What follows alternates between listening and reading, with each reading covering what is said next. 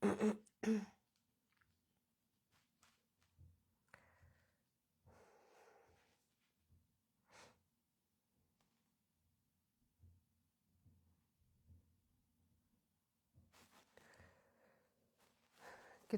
xeyir olsun. Necəsiz?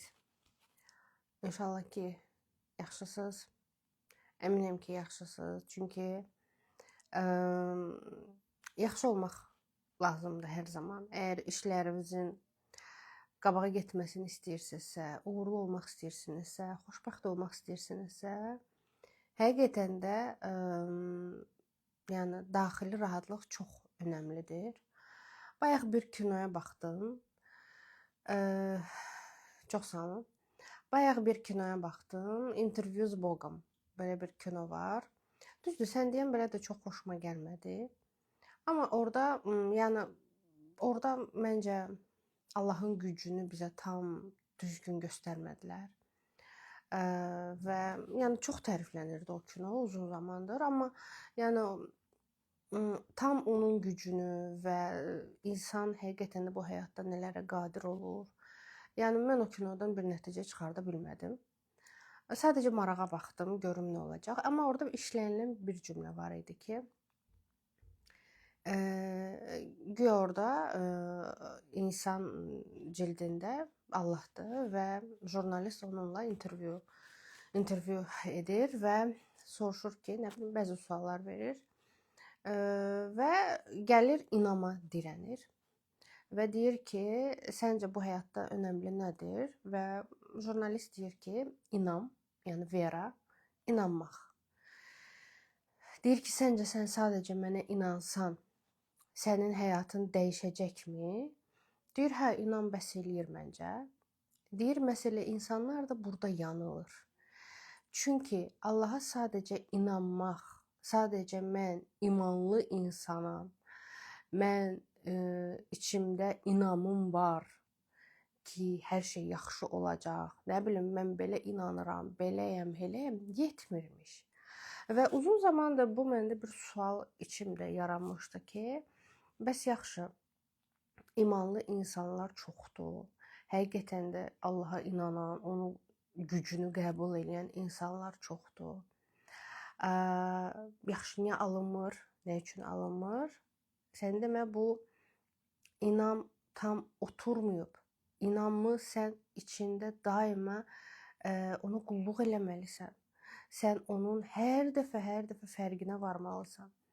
Və buradan mənim ikinci sualıma da bir cavab gəlir ki, misal olaraq, bəzən olur ki, görürük ki, mən də, məsəl üçün, hər hansı bir, çox sağ olun Sahilə xanım, bir negativ bir hadisə baş verir və biz negativə qapalırıq, düzdürmü? Yəni insanıq, nə qədər öz üzərimizdə işləsək də, bir də görürsən kimləsə konflikt yaşayırıq, yaxınlarımızla konflikt yaşayırıq və yaxud da pulla bağlı bir dirənç yaranır, bir də görürsən, və yaxud da ailədə bir dirənç yaranır və insan boşluğa düşə bilir.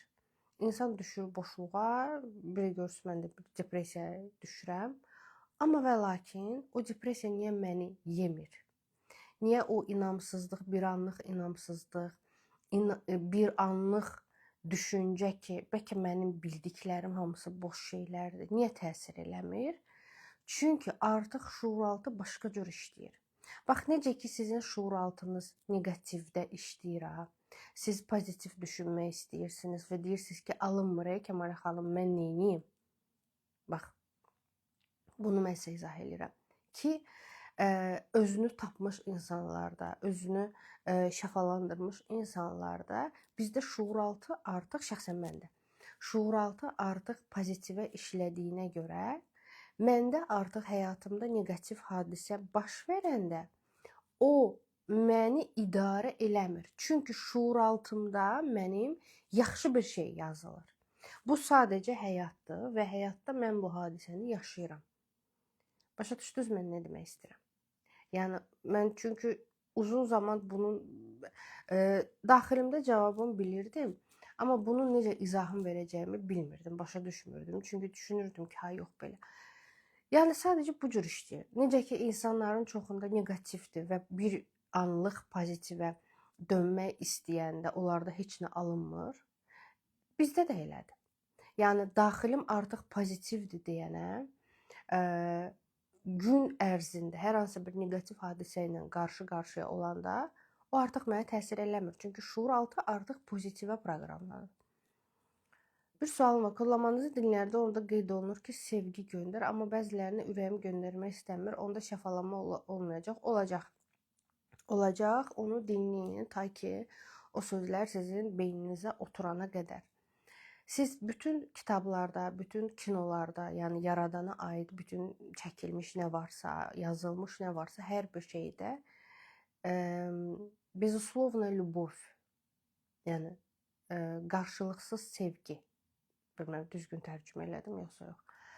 Qarşılıqsız sevgi və sizi incidən insanları siz fiziki bədənlə sevmək məcburiyyətində deyilsiniz.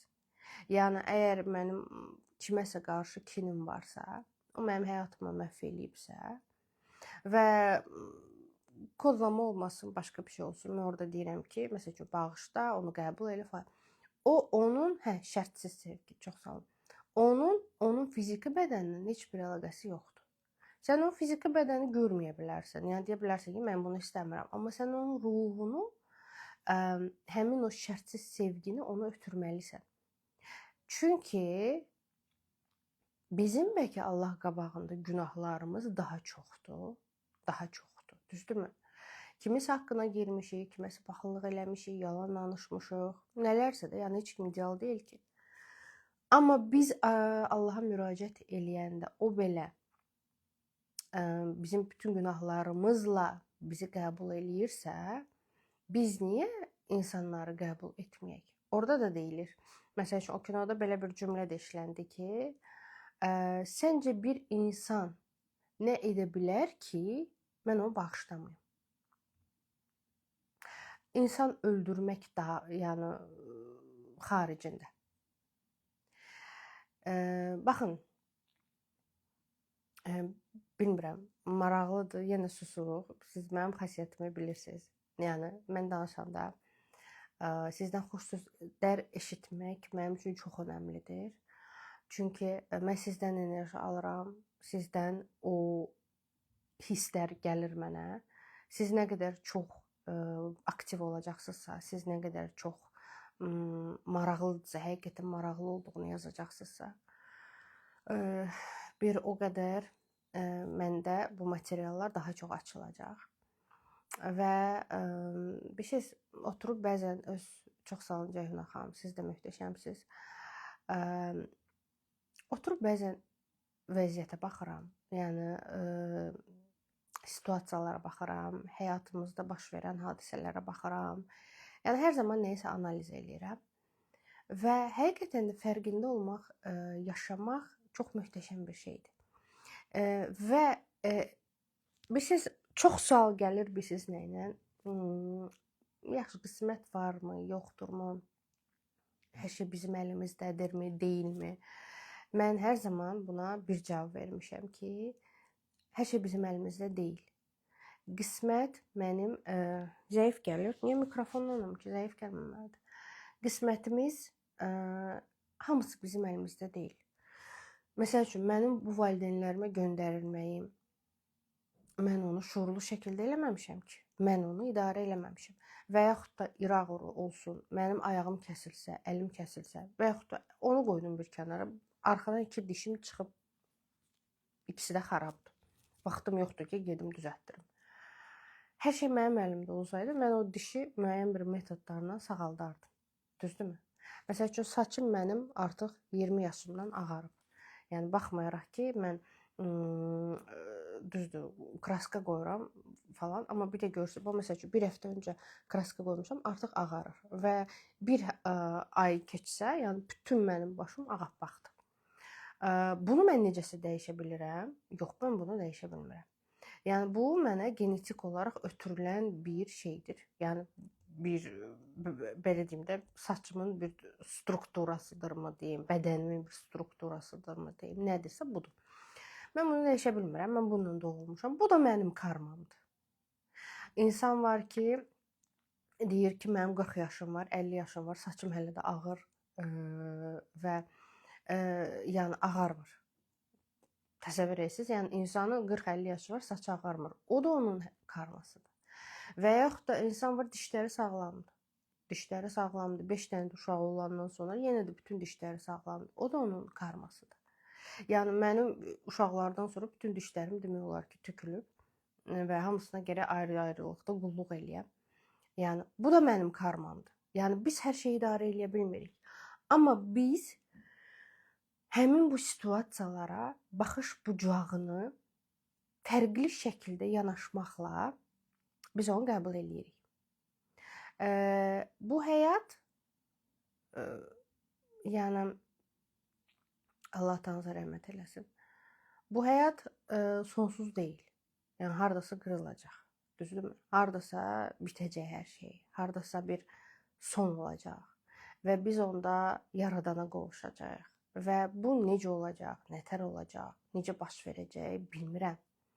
Amma mən düşünürəm ki, əsl cənnəti biz o zaman yaşayacağıq.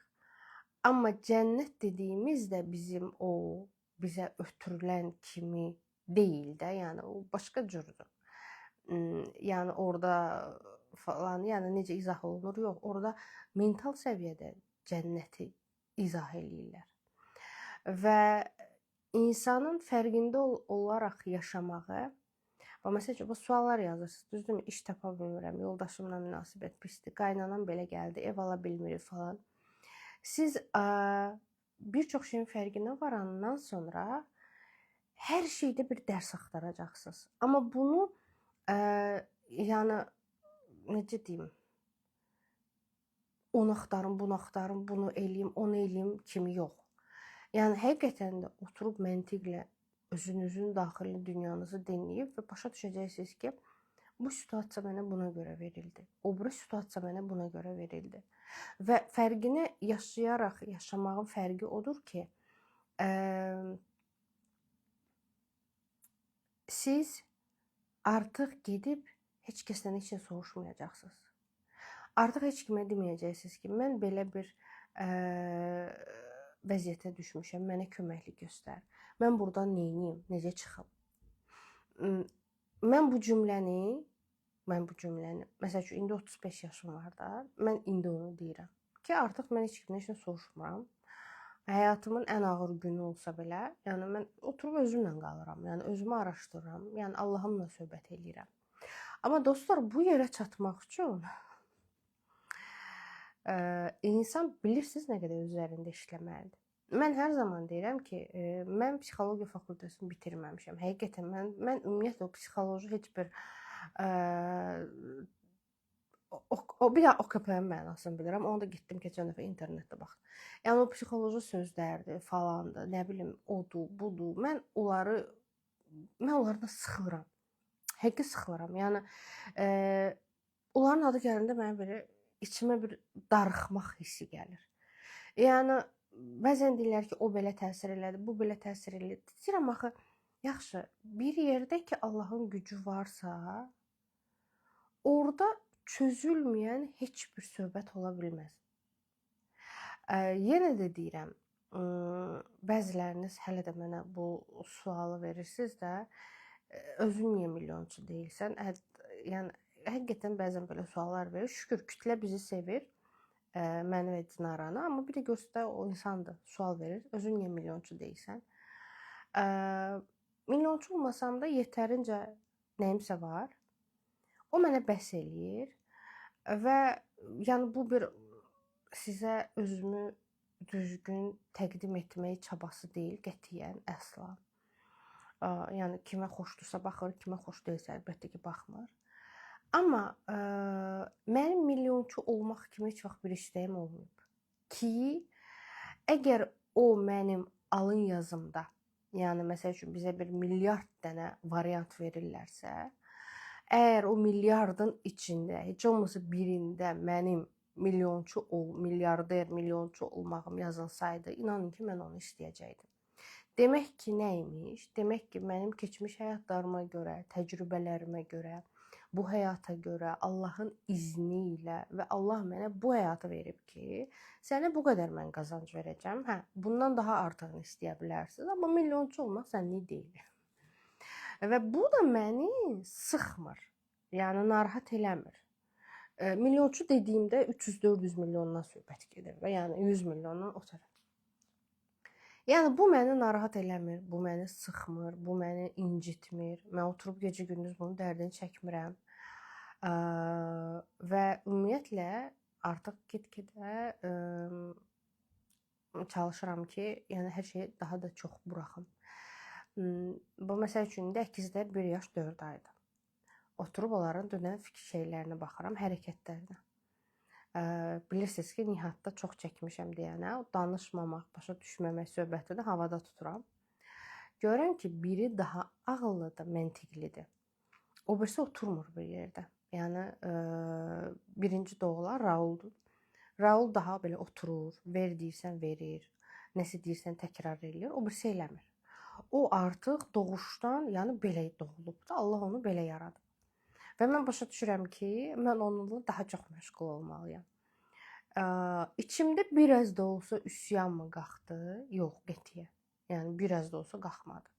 Və mən özümə dedim ki, Allahım, yəni onda da iraq olsun, nəsə problem çıxsa, mənim qəbulumdur. Bilirəm ki, çıxmayacaq, amma yenə də. Yəni onda da nəsə danışmaqla, başa düşməklə bağlı problem çıxsa, mən onu da qaldıraram. Yəni heç problem deyil. Yəni əgər sən mənə bunu verirsənsə, deməli sən mənə bunun səbrini də verirsən. Deməli sən bir şey bilirsən ki, mənə onu verirsən. Bu çox önəmlidir.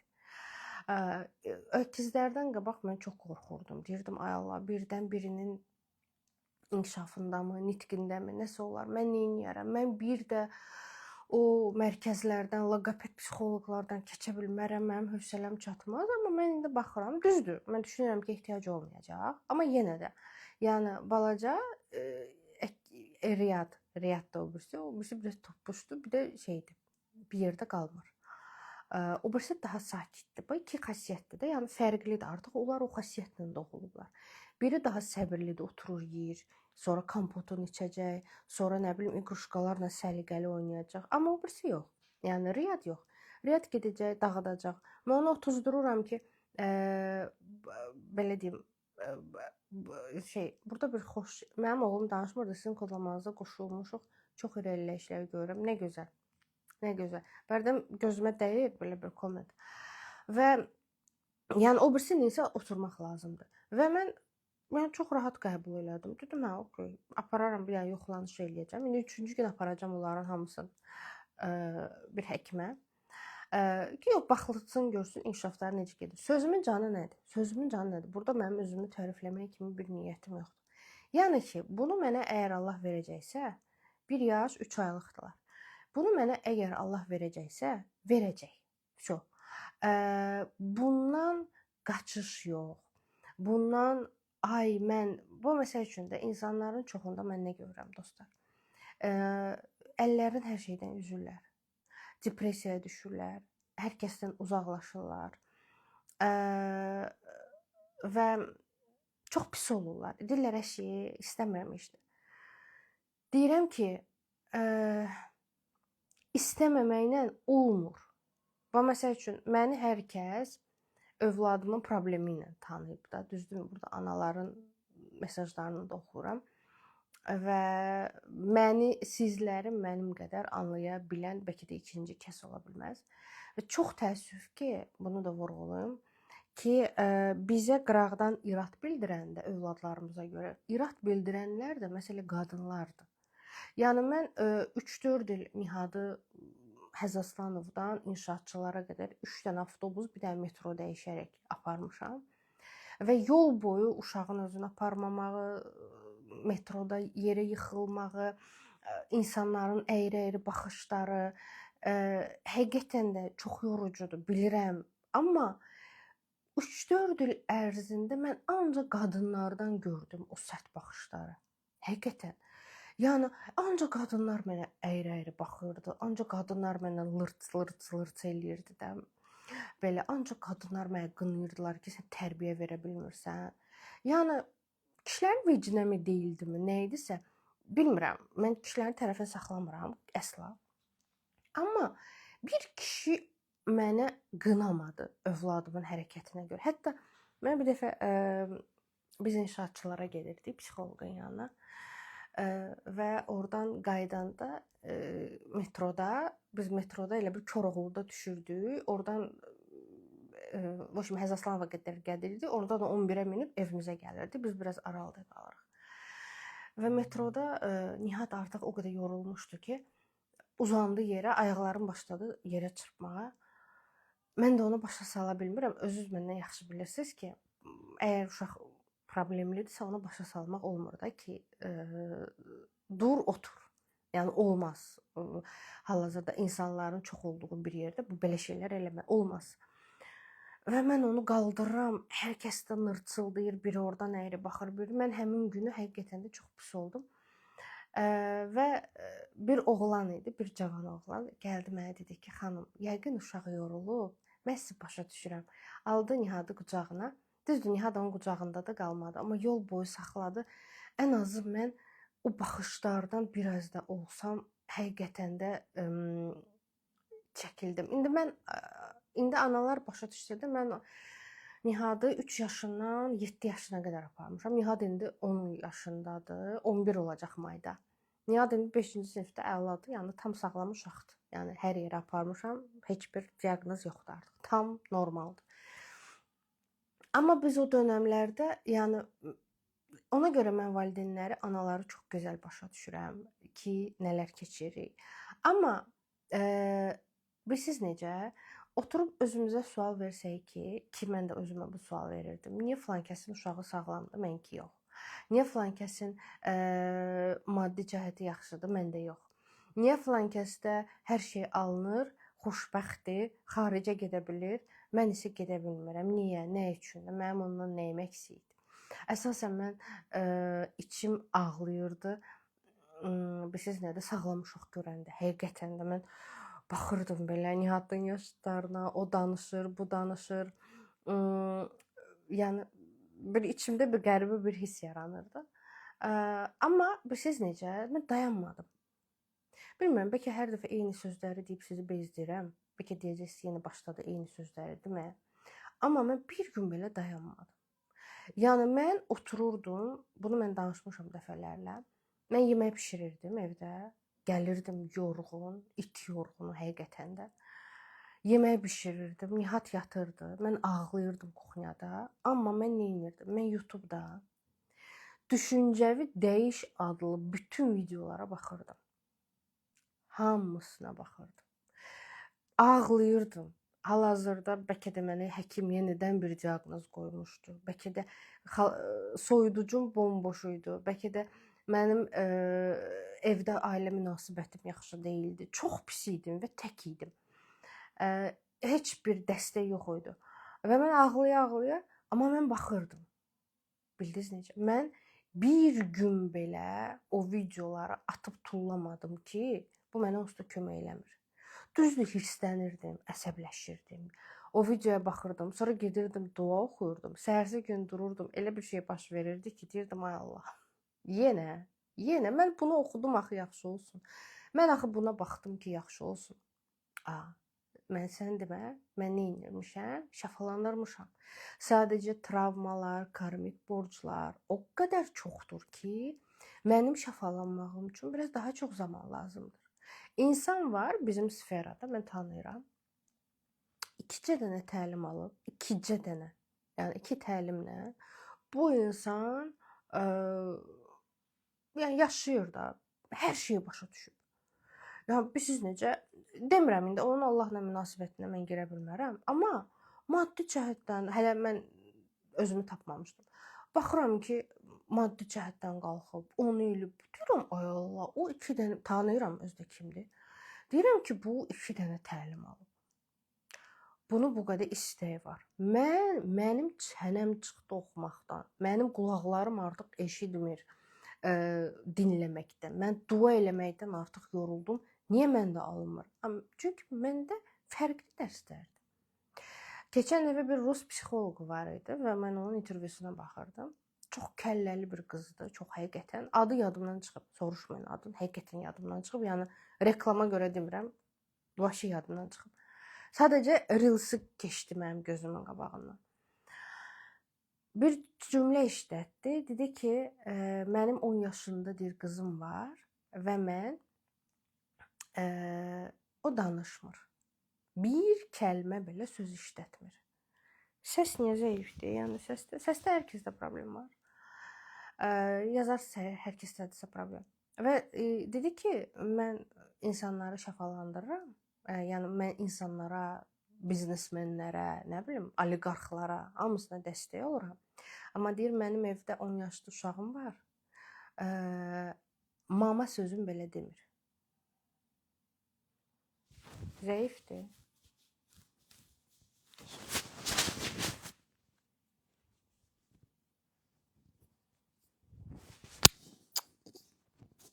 Bir saniye.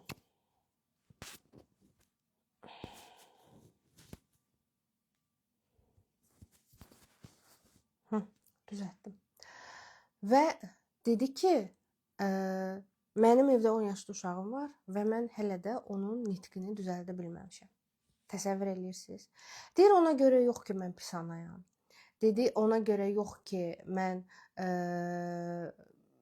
nəyisə düz eləmirəm. Mən deyir, dünyanın hər yerinə aparmışam o uşağı. Даже şoriki слышно, okey. Всё, səssiz söhbətin bağlayaq. Səs pis gəlsə mənə deyərsən. Və yəni deyir ki, mən dünyanın onun hər yerinə aparmışam. Amma mən sakit danışıram ola bilsin ona görə. Və deyir ki, mən onu dünyanın hər yerinə aparmışam. Eləmədiyim prosedur yoxdur. Amma deyir, mənim övladım danışmır. Bu o demək deyil ki, deyir, mən ona pis anayam və yaxud da mənim gücüm azdır. Bu deməkdir ki, mən hal-hazırda mənim taleyimdə yazılıb ki, mən öz övladıma daha da fərqli bir nə bilim praktikalar eləməliyəm. Daha da fərqli bir şeylər eləməliyəm ki, Allahın izninə o vaxta çatanda mənim balamın nitqi açılsın. Bu həqiqətən belədir. Bax məsəl üçün mən üstünə düşdüm Nihadın və o danışdı. Düzdürmü? Amma mən bilirəm ki, və sosial şəbəkələrdə də özünüz də çox adam bəlkə tanıyırsınız. O qədər analar var ki, uşaqların üstünə düşürlər, hər şey eləyirlər, hər yerə aparırlar. Nitq yoxdur. Yəni, nitq verilmir, danışmır, şəfa tapmır hələ də uşaq. Və həqiqətən də o çox çətindir. Ana deyir ki, mən daha nə eləyə bilərəm? Bax, demək ki, onun qismət yazısında var ki, o insan aydınlanmağa gəlsə belə, onun bir keçəcəyi yol var. Başa düşdünüz mən nə demək istəyirəm? Biz aydınlana bilərik. Biz oturub deyə bilərik ki, mən hər şeyə başa düşdüm, söhbət nə yerdədir, bu Allahın mənə verdiyidir, mən onu da eləyirəm, bunu eləyirəm. Amma və lakin, sənə yazılan bir qədər var ki, biz onu dəyişə bilmirik. Ki, filan qədərə qədər sən bu yolu keçməlisən. Bildiniz? Yəni, mümkün deyil ki, sən oradan tez bir zamanda çıxasan. Sən onu keçməlisən. Sən istəyir aydınlan, sən istəyir başında buludla gəz, işıqla gəz, fanarla gəz, sən istəyir bütün günü 7-24 ibadətlə məşğul ol. Sənə o yazılıbsa ki, hər bir halda, sənin bütün kvant sahəsində, sən həyatının bütün sferalarında düzgüş eləyə bilərsən, amma sən bununla sınanacaqsın. Sən onunla sınanacaqsın. Biraz sərt səslənə bilər, biraz acı səslənə bilər, bilirəm, razıyam. Amma bu belədir. Yəni, biz hər bir şeyi kontrol eləyə bilmərik. Mən sizə demişdim də ki, mənim bir uzaq qohumum var idi. Nəysə, biz dostuyduq və biz eyni vaxtda Ayətül Kürsünü çoxlu sayda oxumağa başladıq. Mən nəyə görə Ayətül Kürsünü söhbəti bağladım? Çünki o əməlli başlı bütün karmaları təmizləyir. Bütün karmaları təmizləyəndən sonra təsəvvür edin ki, sual yaranır. Bəzi ruhların bu dünyada nə işi var? Yəni, alıb aparır. Çünki orada daha vacib işlər var. Bunu isə biz insan ağlımızla çox da qəbul eləyə bilmirik. Və biz o qızla başlayanda ki, o dualara. Elə olurdu ki, mən Ayətül Kürsünü yəni çox oxuya bilmirdim də, amma o gedirdi dəhşət çox oxuyurdu. Mən məsəl üçün 200-300 dənə oxuyurdumsa, o 1000-ə çatdırırdı. Və başladı onda problemlər, başladı nələr və sonda gəldik nəyə çıxdıq? Sonda gəldi çıxdı qan xərçənginə və qız 1 il içində öldü getdi. Rəhmətə getdi. Və mən uzun müddət onun cavabını tapa bilmirdim. Çünki nə baş verdi? Nə oldu? Niyə? Nə üçün? Niyə dəyişmədi? Niyə onun həyat yolu yaxşı olmadı? Yəni ola bilərdi də insan dualarla oxuyur. Məsəl üçün xərçəng olmazdı və yaxud da xərçəngdən sağalardı. Qan xərçəngidir də, yəni sağalmaq ehtimalı var idi. Sağalardı da, niyə sağalmadı? Niyə getdi? Və mənə bir gün o zəng elədi, dedi ki, Kəmal, bəlkə biz dua oxumuşuq, ona görə bu günə qaldıq. Və mən onun hələ də o zəngini mən 1 il öncəyə qədər, 2 il öncəyə qədər mənim qulağımdan çıxmırdı o səs. Və mən hər həyatımın hekayəsində həmişə onunla necə deyim, həmişə o misalı gətirirdim özümə. Və bir gün axır getdim onun qəbri üstünə.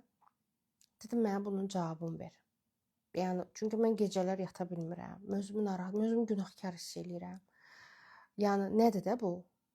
Niyə belə olmalı idi ki? Niyə yaxşı olmadı? Və mən sizə bunu danışmışam əslində. Verilişdə də danışmışdım ki, onun nəslində çox böyük bir lənətlər var idi. Və o lənət başqa yolla gedə bilməzdi. Çünki başqa yolla getsəydi, başqa qanunları tapdalamış olardı sistem. İnsan yox, sistem. Sistem sizin düşündüyünüz kimi işləmir. Sistem mən dua elədim, hər şey yaxşı oldu, super oldu. Biz hamımız bolluq, bərəkət içindəyik. Yox. Hər şeyin bir qədəri var, hər şeyin bir stopu var. Yəni o mənə mən gəldim evə, bir 8 saat, 7 gün ərzində dua elədim, sırf bu sualın cavabını almaq üçün. Və orada gəldi. Mən hər zaman bunu deyirəm və bunu bilmirəm kimsə başa düşsün, amma mənə məlumatların çoxsu məsələ o dualarda gəlib. Yəni mənim sizə indi danışdıqlarımı çox adam danışmır. Və bunlar kitablarda yazılmır. Hər hansı bir təlimdə bizə bunu izahını vermirlər. Bunlar daxildən gələn bir şeydir. Və o qız rəhmətə gedəndən sonra onun ailəsində çox möhtəşəm şeylər baş verdi. Tamamilə sistem dəyişdi və mən hələ də onun ailəsinə baxıram, görürəm ki, buydu. Bəzən fədakar ruhlar olur və sən fədakar olub olmamağı bilə bilmərsən. Məsəl üçün, Nihadın böyük oğlumun belə olması bizim ata və ana nəsildə ağırlıqları və bəzi situasiyaların düzgün getməməsi nəticəsində oldu ki, bu uşaq mənə verildi və o karmaları, o bütün ağırlıqları götürdü üstünə. Ona görə uşaq vaxtı ölüm ayağındaydı, az qaldı bir dəfə kislata içsin, uksus içsin, sonra yandı, sonra neysə başına gəlib beyin tromb oldu, sonra beyində şiş tapıldı, neysə. Uşağın başına gəlməyən qalmadı. Və o karmaları ondan təmizlədikcə o ayıldı, Nihad başladı ayılmağa. Və mənə indi oturur, hərdən deyir ki, yadındadım, amma sən mənə 2 yaşımda belə eləmişdin. Deyirəm, ay Nihad, sən 2 yaşında axı heç nə başa düşmürdün. Yəni nə danışırdın, nə anlayırdın, nə bura gəl sözün başa düşürdün. Deyir, hə mama, nəsə yadıma düşdü də. Və deyirsiz, soruşacaqsınız ki, necə təmizlədiniz karmanı? Bilirəm də, soruşacaqsınız. Çünki sual, cümlə belədir ki, soruşursunuz artıq. Cümlə belədir ki, yəni soruşmamaq kimi bir belə deyim də, bir variant yoxdur. Baxın, kodlama üçün nömrələrə yazında xahiş edirəm. Orada nömrələr var, orada Dinara cavab verir. Hər zaman demişəm, mən Nihadla ancaq şuuraltı işləyirdim. Çünki o başa düşmürdü bir çox şey. Mənim ona dediyim cümlələri başa düşmürdü və mən onunla ancaq şuuraltı işləyirdim. və şuuraltı işləyirdim. Ona bəzi təlqinlər özüm hazırlayırdım. Düzdür, bunları heç bir yerdə elan vermirdim. Amma uşağın şuuraltısına girirdi onlar. Şuuraltı çox önəmlidir. Və bir ana, yadınızda saxlayın, istəsə, yəni o güc onda var. O dediyim daha öncə ki istisnalarda o çox nadir hallarda olur. Amma 80-90% bir ana əgər hər bir işini atır və öz uşağının inkişafı üçün əlindən gələni eləyirsə, o autizmi belə sağalda bilər. Bəli, sağalda bilər. Və heç kəs gəlib mənə deməsin ki, yox sən yalan deyirsən, hardadır elmi sübut? Elmi sübut hardadır mən bilmirəm. Yəni o sübutu mən gözümlə görməmişəm. Yəni kağız olaraq. Amma mən onu özümdə tətbiq eləmişəm. Mənim sizə verdiklərim arasında siz məni çox istəyirsiniz ki, mesajlara əsasən belə qənaətə gəldim ki, siz məni çox istəyirsiniz. Çünki məndə yalan yoxdur. Mən sizə hər şeyin doğrusunu deyirəm. Mən sizi atış gəlmirəm. Mən sizə variant gəlmirəm. Mən sizinlə həqiqətən də maraqlanıram. Düzdür, WhatsApp-a mən özüm cavab vermirəm. Buna görə də məndən üzr istəyirəm, amma həqiqətən çatdırmıram. Yəni bizdə nə Dinarada, nə məndə, yəni bizim heç birimizdə mən toplu duadan sonra ev aldıq. Niyyətim o idi. Həqiqətən də yəni siz 10 manata reklam eləmirəm. Sadəcə sual gəldi. Yəni ehtiyacım yoxdur inanın reklama. Həqiqətən günə çünki o qədər satış olur ki. Hətta bəzən deyirəm ki, reklam olmasın, sən canım biraz az satış olsun. Amma o kodlamalar çox güman ki, mən belə başa düşürəm ki, mən çünki bir ara fərdi seans elədim. Keçən il martda hardasa bir 20 nəfər götürdüm fərdi seansa. Və mənim evimdə qaz partladı. Sonra qaz öz-özünə söndü, ev başladı şey eləməyə, qaz iyi dolurdu, vaxtında durdum. Yəni mən fərdi seansa girişəndə mütləq ki, mənim başıma nəsə gəlir. Və mən orada saxladım. Yəni mən başa düşdüm ki, mən eləməməliyəm. Mənim deməli şəfaatçı olaraq mən fərdi seansa girişməməliyəm. Və bunu sadəcə ay pul gəlsin, ay mənə deyirlər ki, məsəl üçün biz nə qədər istəyən var fərdi seans. Deyirlər ki, hə nə var? Bir seansa 100-150 manat götür, keç. Deyirəm, bax, mən hiss eləyəcəm ki, mən ona yetəri qədər fayda vermirəm. Mən nə edirəm o 100-150 manatı? Belə pis çıxmasına, pis başa düşməyin. Həqiqətən. Və yaxud da nə bilim başqa qiymətlər də var. Yəni daha yüksək qiymətlər var. Deyirəm, nə edirəm onu? Sonra yenə götürdüm. Bu yanvarda da götürdüm fərdi seans.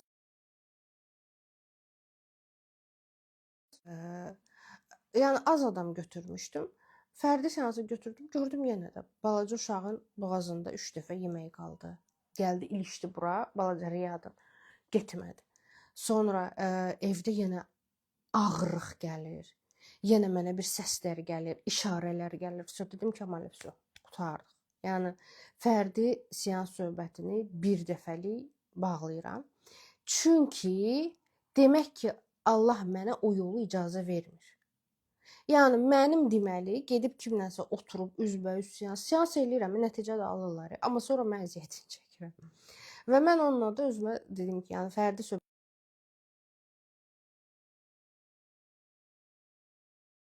Bir saniyə gözləyin. Çox üzr istəyirəm. Bir saniyə.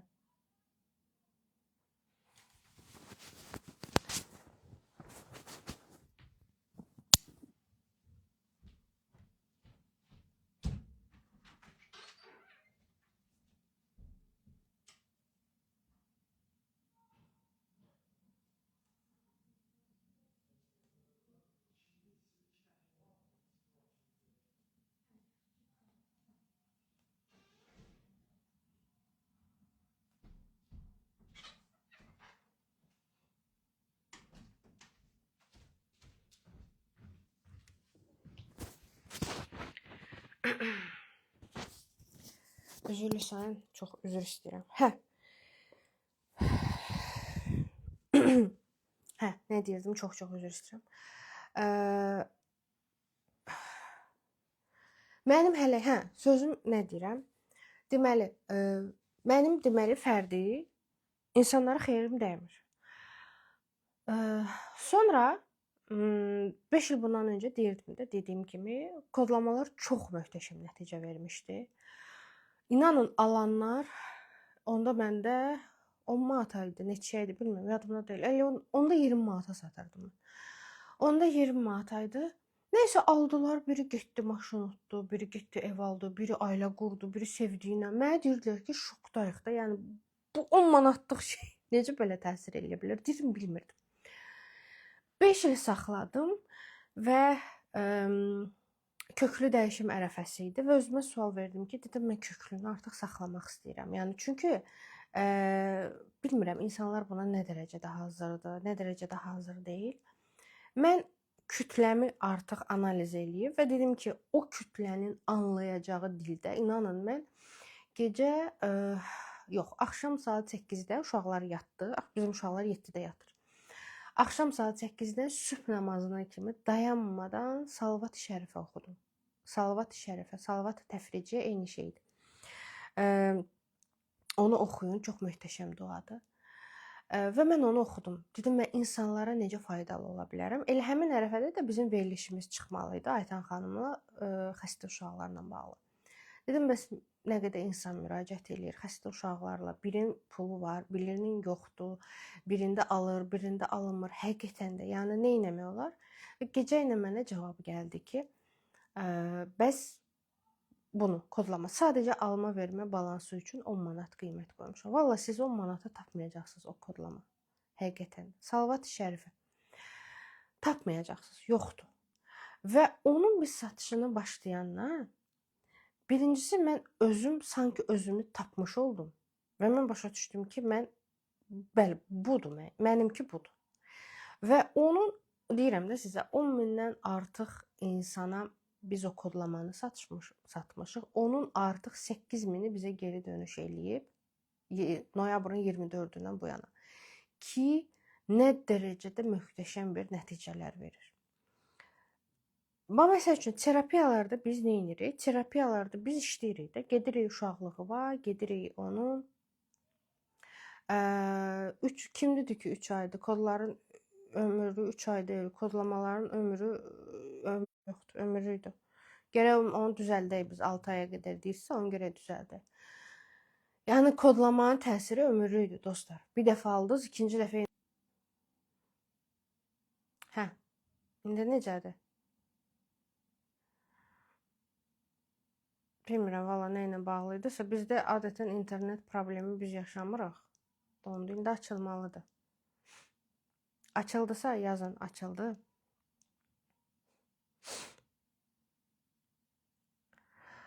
Ee, 21 gündən artıq dinləyə bilərsiniz. Əlbəttə ki, onun 63 günə qədər yenə zaryadkamazdır. Onun 63 günə qədər müddəti var. Yəni 63 günə qədər dinləyə bilərsiniz. Kodlama sizin, elə bil terapiyalarda ki, biz hər hansı bir praktika eləyirik ya. Məsəl üçün, ata-anavı təsəvvür elə, uşaqlığı təsəvvür elə, ailə münasibətlərini təsəvvür elə. Məsəl üçün, ona siz verirsiniz filan qədər, verir. Məsələn, mən olmayım, başqasına olsun. Kodlamada biz onu proqramlayırıq, sizin beyninizə proqramlayırıq və siz onu 21 gün ərzində artıq təsirini görürsünüz. Yəni, həqiqətən də inanın, bax, and içməyi sevmirəm, amma həqiqətən də balalarım var da 3 dənə, özü də bilirsiniz ki, mən onların üstündə necə əsirəm.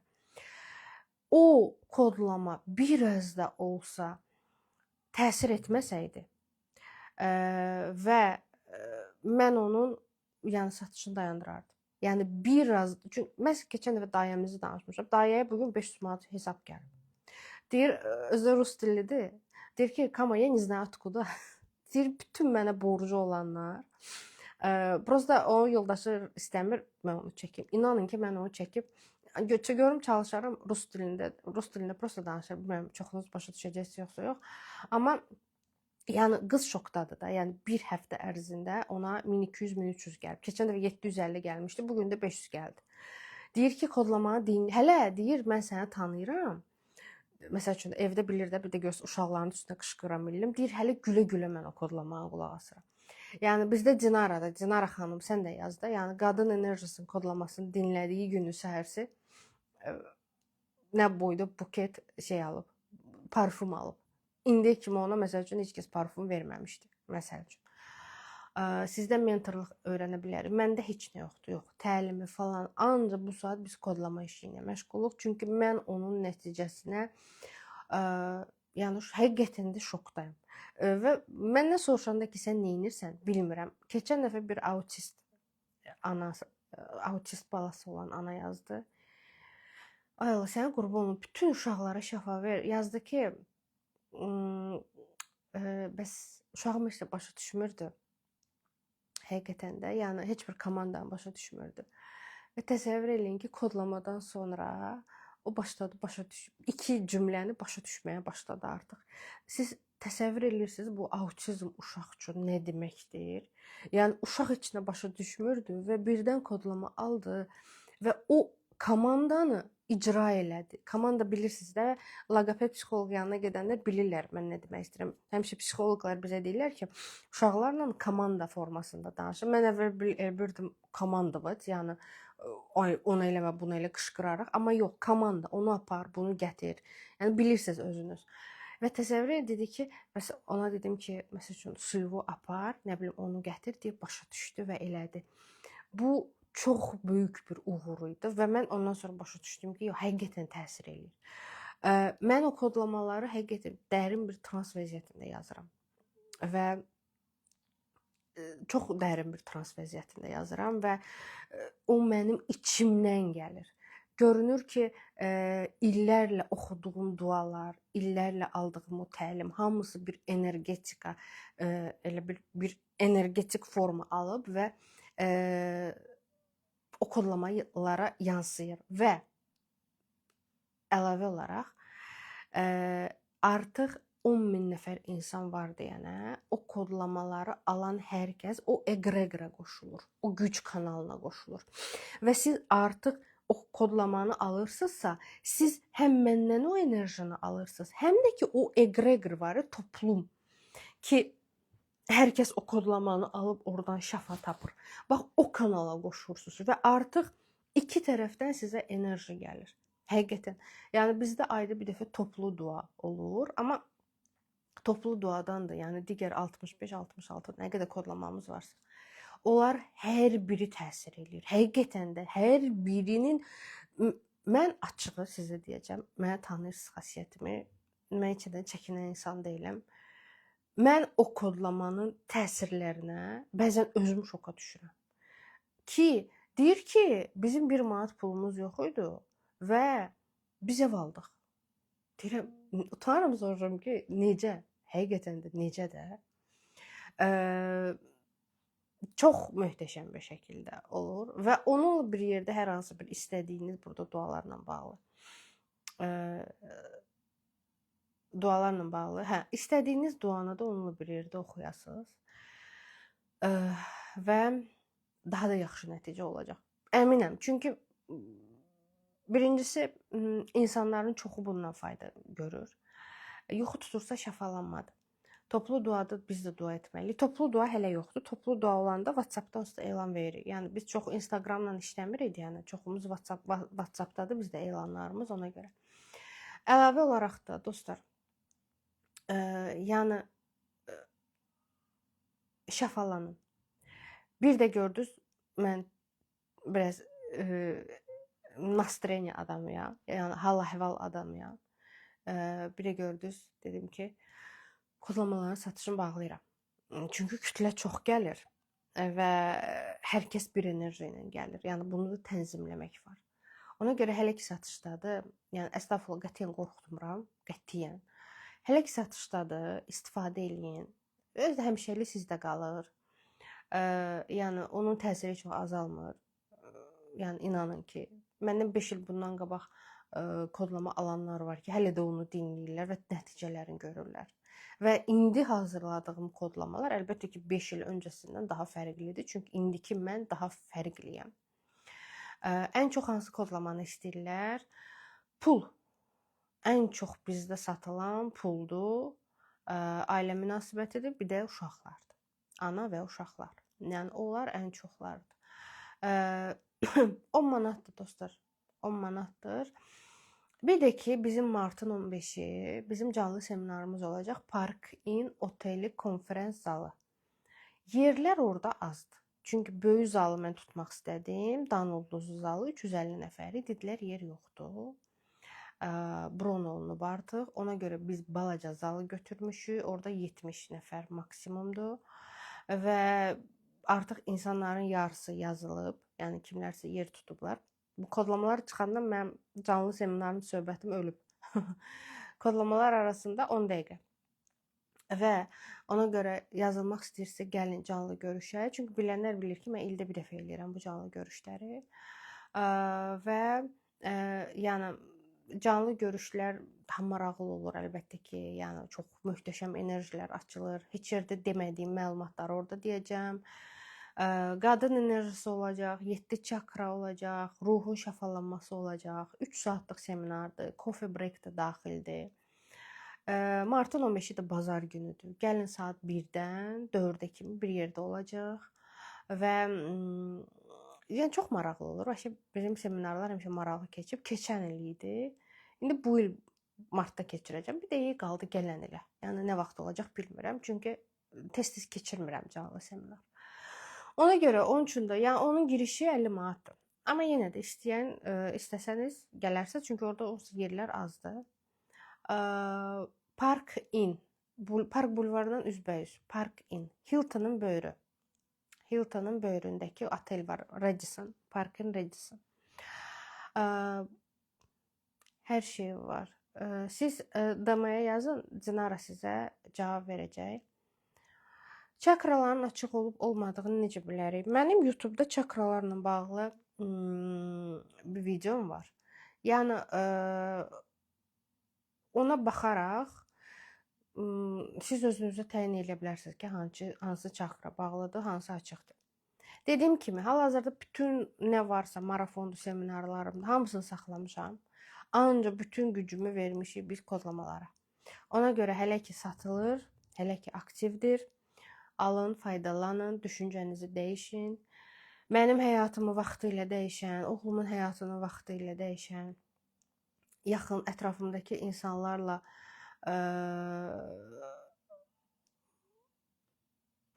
martın 15-i məktəblərdə buraxılış imtahanıdır. Çox təəssüf. İnşallah sonra nə vaxtsa eləyəndə gələrsiniz, əgər istəsəz əlbəttə ki. Və keçmişdəki səhvimi unutmaq üçün hansı kodlamanı ala bilərəm? Onun çoxsu bizim kodlamamız yoxdur. Qorxuları necə dəf edim? Orada yazın, sizə siyahı göndərilsin. Ətraflı xahiş edim, oxuyun da nə olar, nə yoxum? Cavab verdim. Of, bezdim, məni niyə atır bu insta? Ta bu danışıqlara qulaq asa bilmirəm. Siz mebellər haqqında danışdıqdan sonra çələklərimi hiss etməyə başlamışam. Evdə kömək etməyə başlayırlar. Mebelləri, ya mələkləri demək istəyirdiniz, yəqin mebel olmaz. Bizdə mələklərin aktivləşməsi də var. O da çox möhtəşəm kodlamadır. Cəmi 10 manatadır həqiqətən də. Mələklər də möhtəşəm, yəni aktiv olunur və zaten aktivdirlər. Yəni mənim videoma baxmışsa bilirsiniz ki, mələklər onsuz da varlar. Sadəcə biz onları müəyyən bir səbəblərə görə hiss eləyə bilmirik. Burada azad iradə qanunu var ortada və s. ki, biz onları çağırmayana qədər onlar bizim həyatımıza gələ bilməzlər. Çünki elə bir icazə yoxdur. Əslində çox şey var danışılası. Bəzən mənə deyirlər ki, müəllimlərim mənim canlılarıma baxanda deyirlər ki, Kəmal çox danışdın yenə. Çox məlumat verdin. Yəni artıq məlumat verdin. Olmaz belə. İnsanlara hər şeyi açıb tökmək olmaz. Deyirəm, qoy deyim. Qoy kimlərin ki imkanı yoxdur. Qoy kimlər ki həqiqətən ürəkdən şəfalanmaq istəyirlər. Həqiqətən də yaxşı olmaq istəyirlər, amma çarəsizdirlər. Yoldaşları qoymur, valideynləri qoymur, nə bilim, 1000 dənə yol var. Qoy dedim bilsinlər. Qoy bilsinlər ki, hardasa nəsə bir enerji var ki, onları oradan o xilas eləyəcək. Bax, astral səyahət. Bununla bağlı, zaratkam da 3%'dir. Bununla bağlı mənə sağlam həyatda bir bəy yaxınlaşdı və mənə dedi ki, siz astral səyahət haqqında nə düşünürsünüz? Dedim, sizin orada nə işiniz var? Dedim, getmək istəyirəm. Dedim, nə var orada? Həqiqətən də, yəni orada nə var? Və gedəcəksən, oradan sənə bir varlıq musallat olacaq. Gətirəcəksən onu bura və gəlib sənin bütün həyatını darmadağın eləyəcək. Deyir, belə şey də olur. Deyirəm, niyə olmur? Bu astral həyatı nə var orada? Nə, heç nə, maraqlı heç nə yoxdur. Astral həyat elə bir asandır. Getdin planetləri gördün. Siz bizim gözlə görmədiyimiz 8 milyona yaxın varlıqlar bizimlə bir yerdə yaşır. Mənim zaradkamın qutaracağı yerdə girmisiniz ən maraqlı mövzuya. Bunu mən sonra danışaram sizə. Yəni 8 milyon varlıq var ki, hal-hazırda eyni planetdə yaşayır. Eyni o belə deyim də cəmiyyət deyək də, yəni eyni bu yaşayışda yaşayırıq. Sadəcə onlar başqa titreşimdə olduqlarına görə onlar bizim gözümüzə görünmür. Yəni bunu nəzərə alaq. Ona görə astral səyahəti olsun, nə bilim nə olsun, onlara girişməyin, lazım deyil. Bir də şeyə getməyin. Belə elib yatızdırırlar, ona nə deyirlər? Yadımdan çıxdı. Nə eləyirlər? Onu yaxınlaşdırırlar. Düzgün saat, dua üçün düzgün saat yoxdur. Nə vaxt istəyirsiniz? Bildiniz mən nə demək istəyirəm? Yatızdırır və transa, gipnoz. Gipnoz da günahdır. Gipnoza girməyin, qətiyyən. Yəni getməyin gipnoza. Lazım deyil.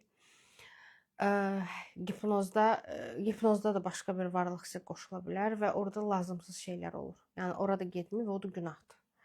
Bu qədər dostlar. Dediyim kimi kodlama üçün səhifədə qeyd olunan 2 nömrə, ikisi də aktivdir. İkisinə də yazın. Dinara sizə gün ərzində cavab versin. Tamam, bildim hipnozdur.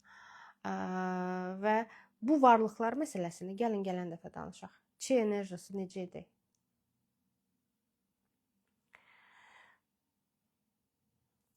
%3% var ya məndə zaretka. Yəni uzun-uzadı cavab verərdim mən bu çi enerjisinə. Həqiqətən bu çi enerjisi, bu nədirsə, bu yayılıblar. Boş şeydir də bu. Həqiqətən də.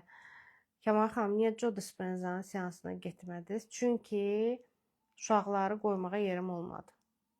Joe Dispenza Meksikadadır. Və Meksikada bir dəqiqə, uşaqlar onda olmuşdu. Olmuşdu da, fevraldaydı. Yəni mən onları kimdən qoyub gedərdim? Çox balacaydılar. Çox balacaydılar və Meksikaya 17 saat get, orada qal. Yəni uşaqlara görə məcbur gedə bilmədim. Amma indi də istəmirəm. Yəni çi enerjisini bağlayaq. Toka taxın. Tok uzaqdır dostlar. Həm də mən də yoruldum. Həqiqətən 5-dən ayaq üstəyəm. Gedim kodlamalara heç yükləməsə eləməliyəm. Öpürəm sizləri. Varlıqları gələn dəfə danışarıq. Narahat olmayın, tez-tez canlı açacağım. İndi də onlar haqqında danışsaq. Toka taxın, getməyin də nə olar. Yaxşı, gözləyin. Gözləyin, zaretka gətirim. Gözləyin, da siz, gözləyin.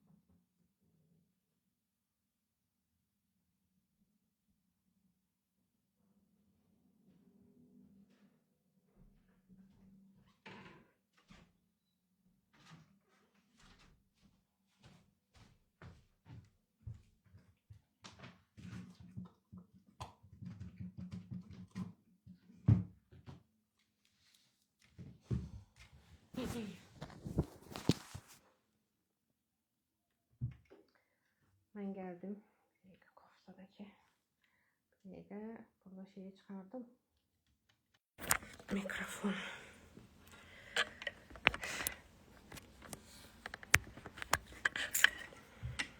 Bir saniye. Hə, şu. Taxdım. Zərətqanı taxdım. Amma mikrofon çıxdı. Birbaşa sizinlə, birbaşa mənimlə nə danışacaqsınız? Yaxşı, astraldan danışaq. Bilirəm, o mövzu sizə maraqlıydı. Bizimlə bir yerdə yaşayan 8 milyona yaxın varlıq var. Təsəvvür edin, 8 milyona qədər yaxın varlığımız var ki, bizim həyatımıza hər an təsir eləyir, bizim düşüncələrimizə, bizim düşüncələrimizə, bizim emosiyalarımıza, bizim hisslərimizə. Əsasən də bunu siz kimlər hiss eləyir? Negativdə yaşayıb və günün birində pozitivə doğru getmək istəyənlər. Məsəl üçün, negativdə idi, həyatı çox bərbad bir vəziyyətdədir. Amma günün birində özünə dəyişmək üçün söz verir ki, bəs mən dəyişəcəm, həyatımı belə eləyəcəm falan. Və həmin anda başlanılır ki, hər hansı bir sıxıntılar, hər hansı bir gözə görülmələr, səslər eşidə bilərsiniz ki, onlar da bizə təsir etmək üçün çalışırlar. Təsir edə bilərlərmi? Qətiyyən. Yəni, heç bir varlıq bizə təsir edə bilməz. Dostlar, bir saniyə gözləyin, üzr istəyirəm, bir saniyə. Aha. Heç bir varlıq bizə təsir edə bilməz. Bunu yaddan çıxarmırıq. Və varlıqlar bizə hansı yolla qoşulur soruşsanız, nəsildən gələn lənətlər ki var, nəsildən gələn lənətlər, məsəl üçün bizə olunan cadu. Cadu bizə necə təsir edir? Bax, hansı bir qonşu, qohum getdi hər hansı bir gicgicənin yanına, orada cadu elədi. O cadu necə təsir edir? Yəni, o insan şamla nəsə yandırır, nəsə bir ritual eləyir, düyü ilə falan, məsəl üçün də, düzdürmü? Və sən başlayırsan özünü pis hiss eləməyə, sən başlayırsan özünü narahat hiss eləməyə, uşaqlara təsir edir mütləq. Sən başlayırsan özünü narahat eləməyə. Bu nədən baş verir? O insan sənə bir varlıq musallat eləyir. Sənin adını niyyət eləyərək deyir ki, filan, məsəl üçün, adamın adına mən bu filanı cin deməyək, çünki Əzubillahimineşşeytanirracim, Bismillahirrahmanirrahim, cin deməyək, çünki cin ondan üstündür də, belə yuxarıdadır, iyerarxiya əsasında o yuxarıdadır. Lavr deyirlər ona rus dilində, Azərbaycanca bilmirəm nə deyirlər. Hər hansı bir energetik insanın enerjisindən qidalanan 2-3 varlıq musallat olur insana. Və başlayır nə? Kürək ağrıları, başlayır baş ağrıları, başlayır suladığın güllər belə solmağa başlayır. Sonra özünü narahat hiss eləyirsən, özünü səhər durursan, birdən düşürsün də boşluğa. Bax, elə düşünürsən ki, həyatın yəni boşdur, mənasızdır. Hara gedirsən uğursuzluqlar olur. Nəyə görə? Uğursuzluqların olması, sənin ailə qura bilməyinin qabağın alınması ondan öncə olunan prosedurların nəticəsidir. Yəni və la, nə deməkdir? Həmin o sənə qoşulan varlıqlar gəlir sənin beynindəki düşüncələri oğramağa başlayır, sovurur, kəmirir. Sənin ruhunda olan o enerjini, bəli, ruha qədər girirlər olar, ruhunda olan o enerjini başlayır çəkməyə və sən səhər durursan, axı nəsə eləmək üçün enerji lazımdır, nəsə eləmək üçün aura təmiz olmalıdır, axı, düzdürmü? Sənin qabağına yaxşı insanın çıxması üçün sənin auran da yaxşı, pozitiv olmalıdır. Sənin auran negativdirsə, sənin qabağına da negativ çıxacaq. Çünki, düzdürmü? Yəni, plus-plusu birləşir, minus-minusla birləşir. Minus plusla birləşmir. Yəni, belə bir şey yoxdur. Və orada artıq həmin o musallat olunan varlıqlar sənin həyat enerjini başlayır almağa. Sən səhər dura bilmirsən, yemək yeyə bilmirsən, heç nə görə, iş görə bilmirsən, hara gedirsən uğursuzluq, həyatını aşağı salır, aşağı frekansa. Bax, budur cadunun təsiri. Cadunun təsiri qeyri-adi bir şey deyil. Nəsildən gələn lənətlər var ki, 4-cü nəsildə, məsəl üçün, kimsə kiməsə giclik eləyib, O DNK vasitəsilə sizin hüceyrələrinizin vasitəsilə təsəvvür edin. Balaca hüceyrələrimiz var ya bizə. Biz axı ancaq qandan ibarət deyil, yəni ətdən qandan ibarət deyil də, ətdə də, qanda da hüceyrələr var. Həmin o hüceyrələr nəticəsində bizim DNK-mız formalaşır. Bildiniz mən nə demək istəyirəm? Həmin o hüceyrələr nəticəsində bizim DNK-mız formalaşır deyənə, həmin o DNK da mənim nəslimdən gəlir. Nəsildən gəldi, nə bilim, ulu nənəmə, nənəmin anasına, anamsının anasına və s. Gəldi, oturdu məndə. Məndə o DNK başlayır aktivləşməyə və mən artıq doğulanda o varlıqla doğuluram. Mənim artıq, amma və lakin, bu sənin karmandır.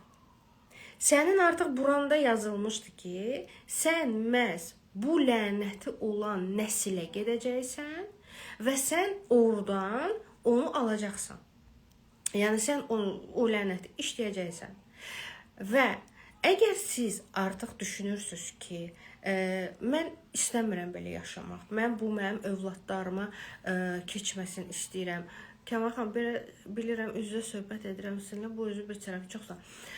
Yəni, bu mənim övladlarıma keçsin istəmirəm və yaxud da bu mənə, nə bilim, pis təsir eləməsin, nəyə görə bu mənə təsir eləməyi deyirsənsə, deməli, o nəsildə sənə icazə verilib ki, sən o nəsli şəfalandırasan. O nəsli necə şəfalandırırsan, sən artıq özündə bu proqramın fərqinə vararaq dəyişdikdə, bizdə məsəl üçün kodlama var. Cadu lənətin təmizlənməsi və nəsil şəfalanması. Bunların ikisini bir yerdə alanda nəsil lənəti bir dəfəlik qalxıb gedir. Qalmır sizdə nəsil lənəti. Çünki hər bir şey nə ilə var? Düşüncə ilə dəyişir. Düşüncə niyə belə nəticə verir? Niyə biz dirəşmişik ki, düşüncəvi dəyişir? Çünki düşüncə, sənin beyninin içində bir kainat var, bir sistem var. Və sən orada, siz əgər videoda falan, məsəl üçün, beynin strukturunu görsəniz, orada görəcəksiniz ki, beyin strukturu necədir? Beynindəki neyronlar bir-biri ilə sıx əlaqə yaradanda bir siqnal gedir. Bir tok kimi, bir qığılcım kimi yəsə yanır, sönür. Elə bil, məsəl üçün, burada bu neyron birləşdi, orada bu neyron birləşdi. Və həmin o siqnal gedir kainata. Kainat kosmos deyil. Bunu bir dəfəlik hər kəs başa düşsün. Kainatın kosmosla heç bir əlaqəsi yoxdur. Kainat sila prитяжения, cazibə qanunu dedikləri o kainatdır. Bildiniz necə? Kainat bizim bütün hər bir şeyimizi, hər bir addımımızı dəqiqliklə öncədən quran və biz ona dəyişmə siqnalı göndərəndə bizim istəyimizə əsasən onu dəyişən bir sistemdir. Bilmirəm, nə dərəcədə düzgün izah eləyə bildim. Sən ora o siqnalı göndərirsən ki, mən bu lənətdən qurtulmaq istəyirəm. Sən bu lənətdən qurtulmaq üçün sadəcə istəyirəm deməklə deyil. Sadəcə mən həyatımı dəyişmək istəyirəm deməklə deyil. Sən başlayırsan düşüncəvi dəyişməyə ki, bəli, lənət var və yaxud da yoxdur, mənə dəxləsi yoxdur. Mən bu lənəti qəbul eləmirəm. Mən istəmirəm və sadəcə mən istəmirəm. Bu məsəl üçün, belə bir düşüncə var ki, deyirlər ki, ay Kəmal xanım, mən caduya inanmıram axı. Yəni, o mənə onsuz təsir eləyən deyil axı. Və yaxud da, mən lənətə inanmıramsa, deməli, onun mənə olan təsirini mən azaldıram. Mən deyirəm, yox. Yəni, mən əvvəl deyirdim, hə. Bu sualların cavabını deyirdim, hə. Sən caduya inanmırsan, deməli, o sənə təsir eləməyəcək. Yox, hamısı boş şeylərdir. Sizin inanıb inanmamağınız, cadunun sizə təsir edib etməməyi, nəsil lənətin sizə gəlib gəlməklə heç bir əlaqəsi yoxdur. Sən əgər o frekansdasansa, sənin əgər şuur altında onunla bağlı düşüncələrin varsa, sən haki dildə denən ki, mən ona inanmıram. Mən məsəl üçün caduya da inanıram, lənətə də inanıram. Amma və lakin, şuuraltı olaraq mən onları özümdə təmizlədiyim üçün ki, mənim qohumlarım, Allah saxlamış, bizdə day olmayan, nəyə görə hamımız mənə cadu ilə bağlı suallar verirsə və mən onu sizə dərin izahını verə bilirəm. Çünki qohumlarımız maşallah, yəni hər biri bir əməllə məşğul olur. Onun havasını mən uzaqdan bilirəm. Bildiniz necə? Yəni, və o artıq mənim şuur altımdan təmizlənir deyənə və mən hal-hazırda otururam və deyirəm ki, mən caduya inanıram, mən lənətə də inanıram. Amma o mənə təsir eləmir. Niyə? Çünki mən ondan yuxarı frekansa qalxmışam. Və mən başa düşürəm ki, lənət də eyni şeydir əslində. Lənət və cadu. Lənətə mən adətən sözlə deyilən ağır qarğışlara deyirəm lənət. Cadu isə əmələ deyirəm. Yəni mənim danışmağım belədir. Yəni nitqim belədir. Bilmirəm, bəlkə səhv deyirəm, amma mən bu cür deyirəm. Və mən məsəl üçün mən göz nəfsə inanıram. Mən göz nəfsə inanıram və bir də görürsünüz ki, məsəl üçün nəsə olur, kiməsə nəsə deyirəm, göz dəyir. Ucu bilirəm ki, stop deməyə mən burada deməməyim lazımdır. Biz hər şeydən qoruna bilmərik. Amma və lakin bizim həyatımızı hansısa cadu, hansısa lənət məhv eləməməlidir. Çünki bu bizim hər bir şeyimizə təsir edir. Bizim ilk növbədə bizim balalarımıza təsir edir. Və sənin əgər lənətin, cadun varsa, mütləq ki, sən getdiyin ailədə, yoldaşında, onun da bir qohumu çıxacaq bu işlə məşğul olan. İnanın. Oturub ər-arvad söhbət eləyəndə, məsəl üçün cadu haqqında, deyəcəksən, mənim filan kəsim cadu. O dedi, bizdə də filan kəs var. Yəni, o deməyəcək ki, biz belə şey eşitməmişik, nə danışırsınız? Yəni, sizdə nə varsa, onda da var. Sizdə olan nə var idisə, sizin gələcək həyatınızda o 10 qat çoxalmağa başlayır. Çünki niyə? İzah edim. Səndə cadu var. Xoşlayırsınız da bu cadu lənət söhbət. Bizim millət, yəni həqiqətən iki mən qarşı ölürük bu mövzular üçün. Görürsə adama necə həvəs gəlir. Məsəl üçün, mənim cadum var, lənətim var. Misal olaraq. Mənim gözləyin, bir dənə sual verməyin, çox xahiş edirəm. Gözləyin, mən fikrimi bildirim. Cadu ilə lənətdən məndə var. Mən şəfalanmamışam, ailə qurmuşam. Mənim yoldaşımda da var. Məsəl üçün, yoldaşımda da var. Yoldaşımda da var və bizim uşağımız olur. Uşağımız da o cadunun təsirində olur. Mövzumuz astraldan gəldi bura. Deməli, uşağımızda da gəlir. Uşağımızın da biraz böyüyür, məktəbdə problemləri olur, universitetdə problemləri olur. Orada problem, burada problem. Hiss edirsən ki, nəsə nie todur. Sonra gəlir, o da böyüyür. O da böyüyür, gedir evlənir. Evləndiyi qız da və yaxud da qızınız varsa oğlan da namaz qılan adama cadu əməl təsir etmir. Kimdir də onu? Kimdir də? Yox. Eləyir. Və gedir o ailə bir qızla ailə qurur ki, onun da nəslində mütləq ona kimsə lənət eləyib, cadu eləyib. Təsəvvür, onların da uşaqları olur. Onlar da bir 10 qat 2-3 uşaqlar olursa, onların hamısında bir o lənətin bir təsirləri olur. Və oturub, məsəl üçün, uşağın biri deyir ki, ay papa, ay mama, bu nədir bizim nəslimizdə bir dənə xoşbəxt adam yoxdur. Cəmaət gedir, işləri yağ üstə gedir. Biz elə gedirik, işimiz hamısı bərbad. Biz oturub fikirləşsən ki, bu niyə belə olsun ki? Bax, bunun olmaması üçün biz analar, indi atalar çox da inanmırlar da, bilirəm, atalar skeptik yanaşırlar. Analar, biz analar, əsasən övladı olan analar, övladı olmayan fərq yoxdur. Biz özümüzdə bunu bitirməliyik, bu söhbəti. Ki, qohumlarımızın bizə etdiyi o zirzibil bizimlə uşaqlarımıza, nəvələrimizə, nəticələrimizə keçməsin. Çünki, baxın, mən də əvvəl baxıcıya getmişəm mən. Və mənə 2-3 baxıcı var idi ki, ürəklər çoxalır, baxıcı dedikcə ürəklər də çoxalır. Və mənə o baxıcılar demişdi ki, Nihatdan sonra sənin qızın olacaq. Sənin qızın olacaq. Həqiqətən də hər şeyi bilən o söhbət var ya, hər şeyi düz deyən baxıcılar idi həqiqətən də. Yəni, bütün sualların cavablarını bilən idilər. Hər şeyi dəqiq deyirdilər mənə. Boşum, oğlum var, belədir, elədir, yoldaşım. Hər şeyi deyirdilər, mənə dedilər, sənin qızın olacaq. Və mən bir dəfə hamilə qaldım. Çox üzr istəyirəm hər kəsdən. Amma uşaq qalmadı. Yəni uşaq qalmadı və uşaq qalmadı və mənə dedilər ki, o qız olacaqdı. Nəysə, uzun sözün qısası. Yox, nömrəni deməyəcəm, çünki o yoxdur, o boş şeylərdir hamısı.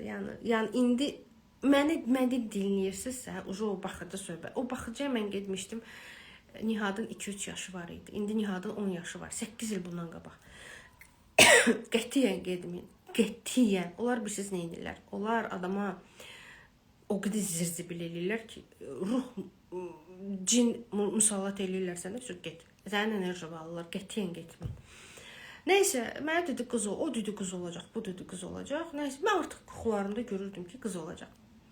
Və mənə hər biri deyirdi, bu il hamilə qalacaqsan, nə bilim, belə olacaq, elə olacaq. Üstündən mən getdim 8 il sonra.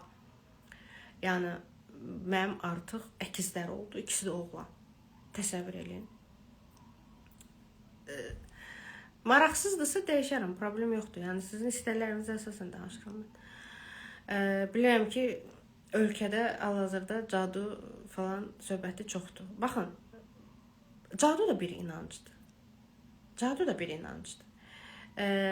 Qoy qız məsələsini bitirim. Mənə 2 əkiz oğlan ona görə verildi ki, mən frekansımı dəyişmişdim. Bəlkə də mənə qız veriləcəkdi və onun başqa bir taleyi olacaqdı. Bilmirəm. Yəni, çox güman ki. Və başqa bir taley olacaqdı, başqa bir həyat sürəcəkdi o 100%. Yəni o da ən azı bir problem yaşayacaqdı.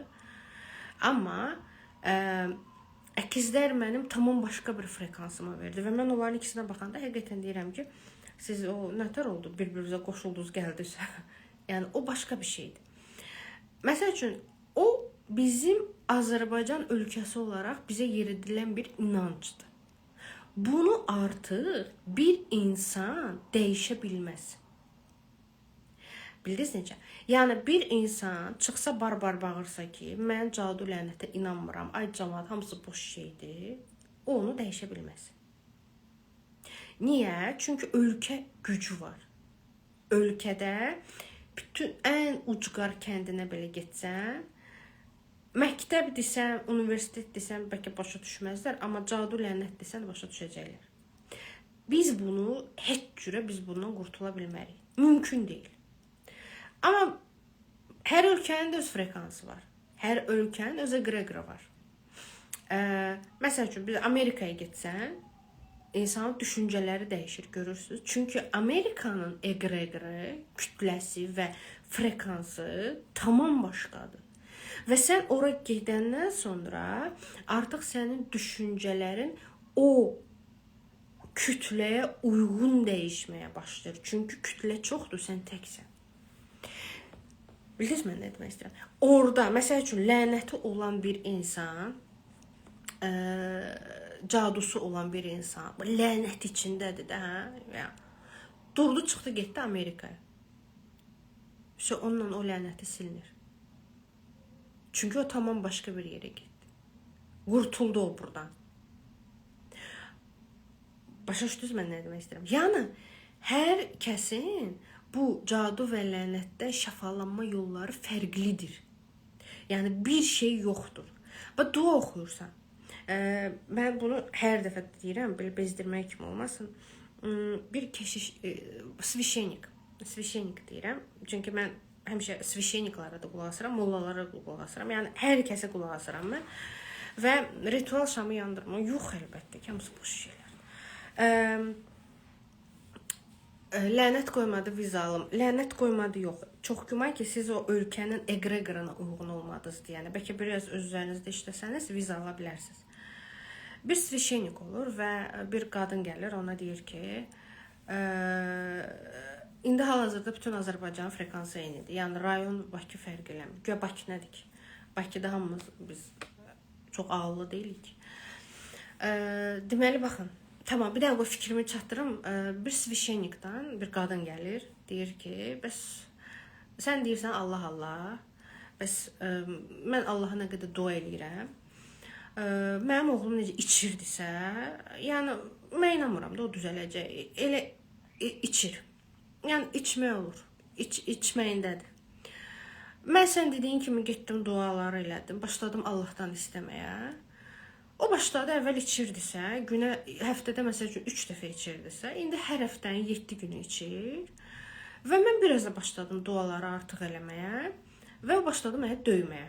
Yəni qadının gözünün altında finqal var idi. Əməlli başlı söhbət gedir. Yəni qadın gəlib çerkova və svişennikdən bu sualı verir. Və o svişennik də onu çox gözəl dinləyir. Həqiqətən onun cavabı mənə çox xoşuma gəldi. Sizə xatırlayır da bu. O dua oxuyursunuz, daha da betər günə düşürsünüz. Bax, onun cavabını verirəm sizə. Deyir ki, bəs sən nə istəyirdin? Deyir, bu insan içir və şeytanlarla bir frekansa düşür. Şeytanlar onun enerjisindən qidalanır. Qidalanır. Yəni, çünki şeytan hardan qidalansa, insandan qidalanır. Və sən ona orada yuxarıdakı bir işığı göstərirsən və onu ora qaldırmaq istəyirsən. O şeytanlar əvvəl 2 nəfər idisə, onlar gedib öz dostlarını çağıb bir 100 nəfər olub, onu daha da aşağı dartacaqlar. Daha da əsəbi olacaq, daha da aqressiv olacaq. Sən daha çox oxuduqca, onlar 100 idisə 1000 olacaqlar. Bildiniz necə? Bəli, danışmışım, çox gözəldir misaldır. 1000 olacaqlar və onu aşağı da artacaqlar. Amma sən əgər dayansan, orada məhv olub gedəcək. Amma sən desən ki, bir tək Allah var və mən bir tək onunla şəfa istəyirəm, o şeytan, o Allahın gücü, bütün o güc, belə deyim də, titreşimlə frekanslardan keçib sənin oğlunu oradan xilas eləyəcək. Və oğlun xilas olunacaq. Burada sadəcə səbir var. Səbr lazımdır. Amma insanlar nə edir? Çoxunuz. Gedirsiniz 2-3 dəfə dua oxuyursunuz. Vəsə, gəlirsiniz üstümə. Kəmal xanım, oxudum, xəstələndim, uşaq xəstələndi, qaynanam daha da betər oldu, yoldaşım belə oldu, falan oldu. Mən nə edeyim, nətər eləyim? Yox, belə işləmir. İnsanın həyatı 2x2 deyil. Və 2x2 ilə insan həyatı qisməti dəyişmir. Ağzında deyirsən ki, mən qismətimi dəyişirəm. Bunun nəsil karması var, bunun ölkə karması var. Görürsünüz də necə ermənilərlə 30 il biz qırğındaydıq. Nə qədər şəhid vermişik. Hansı ölkə, hələ heç bir ölkə bu qədər şəhid vermir. Biz elə cavan oğlanlarımız hamısı getdi, analarımız göz yaşdı. Bu bilirsiniz nə boyda ağırlıq gətirir ölkəyə. Düzdür, torpaqlarımızı xilas elədi. Əlbəttə ki, bu möhtəşəm bir şeydir. Amma bunun ağırlığı da var. Deməli, bütün bunlardan və sən deyirsən ki, 2 dəfə ilə, 3 dəfə ilə mənim həyatım dəyişəcək. Yox, belə olmur axı. Sadəcə dua ilə həyat dəyişsəydi, elə mən də oturardım, deyərdim ki, cəmaət, ancaq dua oxuyun, hər şey düzələcək. Yox, olmur axı. Sən burada dərk elə, oxuduğun hər hərfin gücün olduğunu fərqinə varmalısan. Məsəl üçün, İxlas oxuyursan, Qul huvallahu əhəd Allahu səməd. Oxudun? Bir var belə oxuyasan, işte, telefona baxa-baxa, yol gedə-gedə, Qul huvallahu əhəd Allahu səməd. Necə gəldi oxuyursan, nə o hərfin enerjisini hiss edirsən, nə o sözün enerjisini hiss edirsən, nə o sözün gücünü hiss edirsən. Belə bir çıxmasın, sualımı səhv başa düşməyin. Sizcə Allaha sizin əzbərlənmiş və robot kimi dediyiniz sözlər lazımdır? Yox. Neynir o? O göndəribdir o duaları bizə. Düzdürmü? Yəni Allahın icazəsi ilə o Quran yazılıb və o bizə onu göndərib. Onun ehtiyacı yoxdur ona. Bizim ehtiyacımız var ona. Bizim də niyə ehtiyacımız var? Çünki insan gözlə görmədiyi heç bir şeyə inana bilmir. Və o dua ona görədir ki, biz o qaranlıqdan xilas olaq. Və sən əgər yol gedə-gedə, yemək bişirə-bişirə o duanı oxuyursansa, necə gəldi? Adını da qoydun, oxudum. Onun nə təsirini görəcəksiniz ki siz? Amma siz bir çox şeyin fərqinə varsınız. Başa düşsən ki, kainatın belə-belə qanunları var. Sistem belə işləyir. Bu ata-ana mənə elə-belə verməyib. O mənə belə verilməyib. Yəni bu sadəcə təsadüf deyil. Mən bunu yaşamalıydım, mən burada doğulmalıydım və onunla bir yerdə o güclə, daxili güclə sən otursan, o İxlası oxusan, sən onun, mən məsəl üçün İxlası oxuyanda mən onun hər hərfin gücünü hiss eləyirəm. və hər hərfində o nə güc varsa, mən onu daxildən hiss edirəm. Mən bilirəm ki, o necə gedir ora. Bilirsiniz niyə? Çünki minlərlə insan, milyardlarla insan o duaları oxuya o enerjini hiss eləyiblər. Bəli. Bax, elə bunu demək istəyirdim. Kəmal xanım deyir ki, milyonlarla insan edərək. Bəli. Orada eqregor yaranıb. Duaların eqreqoru və sən artıq dua eləyəndə həmin o eqreqora qoşulursan. Bilirsiniz, insan, məsəl üçün, bilik yoxdursa, bilmirsən də ki, mənim başıma indi nə gələcək, necə olacaq. Sən dua eləyəndə, səhərsi gün çətinliklə qarşılaşanda, sən başlayırsan duanı qınamağa. Mənim qarşıma o qədər insanlar çıxıb ki, mən onlara məsəl üçün demişəm, İxlası oxu, Vaqiə surəsini oxu falan. Gedib oxuyublar, çətinliklə üzləşiblər və mənə belə eyirdilər. Kəş oxumazdıq. Kəmal xanım, mənə heç lazım da deyildi o. Kəş oxumazdıq o duaları. Və mən nə deyim o insana? Həqiqətən də oturum nə deyim? Biləm, mən oxumazdım. Yəni, başqa məsələdə nə deyə bilərəm? Amma orada təmiz, elə bir çirkli xalçanı yuyursunuz siz. İllərlə üstünə çirk, toz, zir, zibil yığılıb və sən deyirsən ki, o bir dəfəyə təmizlənsə, o bir dəfəyə təmizlənmir axı. Sən təmizlənib sonra qalxırsan. Yəni, sən təmizlənməmiş qalxa bilmərsən. Yoxdur elə bir dünya, yoxdur. Və mən sizə məsləhət görərdim ki, yenə də məsləhət sizindir əlbəttə ki, kodlama ilə duaları bir yerdə eləyin. Bunlar ikisi bir yerdə çox möhtəşəm tandem eləyir. Və kodlama alanda auranın bərkiməsi və nəsil, lənət, caduları hər kəs almağı tövsiyə edirəm. Çünki hal-hazırda bu ən aktual mövzulardan biridir. Kodlama sizin auranızı təmizləyəcək. Kodlama nə edir? Kodlama sizin nəslinizdə olan o lənəti sizin duanız vasitəsilə qaldırır, təmizləyir. Sən elə bil ki, nəslin üçün dua edirsən. Çünki sən sağsan axı, nəsildəki bir çox insanlar artıq həyatda deyil. Yəni, onlar həyatda olmadıqlarına görə dil ağızları yoxdur da, nəsə bir danışsınlar, düzdürmü? Yəni, ona görə sən o kodlamalarla onlara dua etmiş olursan və özün də əlavə hər hansı bir istədiyin, yəni, çox xahiş edirəm, soruşmayın hansı duaları oxuyun. Quranda, çərəkədə yetərincə dua var. Hansı ürəyinizə yaxın gəlirsə, onu da oxuyun. Və hər hansı bir duanı gündə 7 dəfə, 8 dəfə oxusanız, o dua da gedir, yazılır nəsil şəfalanmasına. Niyə? Niyə? Bildiniz niyə? Qoy izah edeyim. Çünki sən kodlama ilə o kanalı açırsan. O kodlama ilə o frekansı açırsan, burada başlayır neyronlar kainata sistem titreşim göndərməyə. Sən artıq oradan görülürsən və sənin etdiyin dua daha tez qəbul olur. Bir də bəzi insanlar var ki, bunu da deyim, bitirək. Bəzi insanlar var ki, deyir ki, bəs Kəmal xanım, mən Allahdan indiyə kimi nə istəmişəm, hamısı olub. Bilmirəm, ətrafınızda var yəqin belə insanlar. Elə bunu istəyirəm, olur. Onu istəyirəm, olur. Sonra nəsə hiss eləyirəm, olur. Ev istəyirəm, ev olur. Maşın istəyirəm, maşın olur. Nə bilim, deyir, nə istəyirəm? Yəni, mən məsəl üçün bir şey istəmək üçün, mən oturam 40 gün onun duasını eləyirəm. Özümə qapanıram, meditasiyalarımı eləyirəm. Çünki onu qoyun, bunu danışım. Dostlar, siz ancaq duaya bağlı olsaz. Bax, mənim sözümü səhv anlamayın. Sən ancaq bilsən ki, sənin şəfan duandadır, insan yorular. Bildiniz necə? Çünki insan nədənsə asılı olanda tükənir. Bildiniz necə?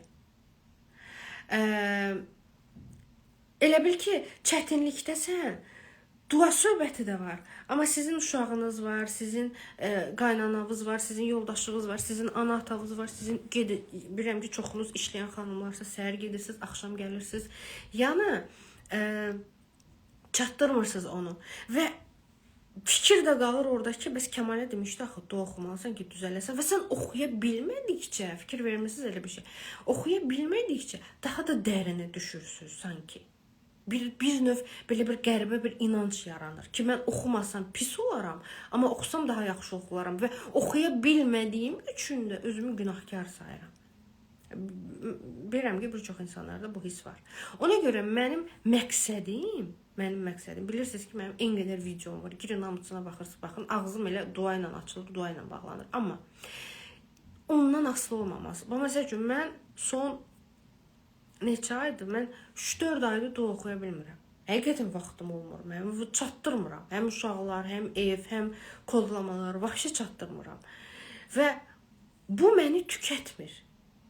Bilirsiniz niyə? Çünki mən otururam 5 dəqiqə, əlimi qoyuram ürəyimə və o dua enerjisi artıq mənim içimdədir. Sonra mən bir sorğu göndərirəm və yaxud da bir problemin çözülməsini istəyirəm. Sonra həll olur, məsələ getdi uşaq.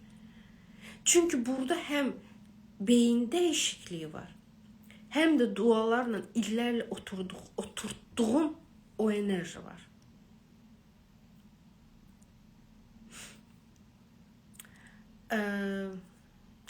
İnsan var deyir ki, mən nə istəyirəm olur. Yəni, bugün istəyirəm, sabah olur. Var da ətrafınızda elə insanlar. Onlara bu hardan verilir? Keçmiş həyatlardan. Çoxu xoşlamır mən bunu müzakirə eləyəndə, amma belədir.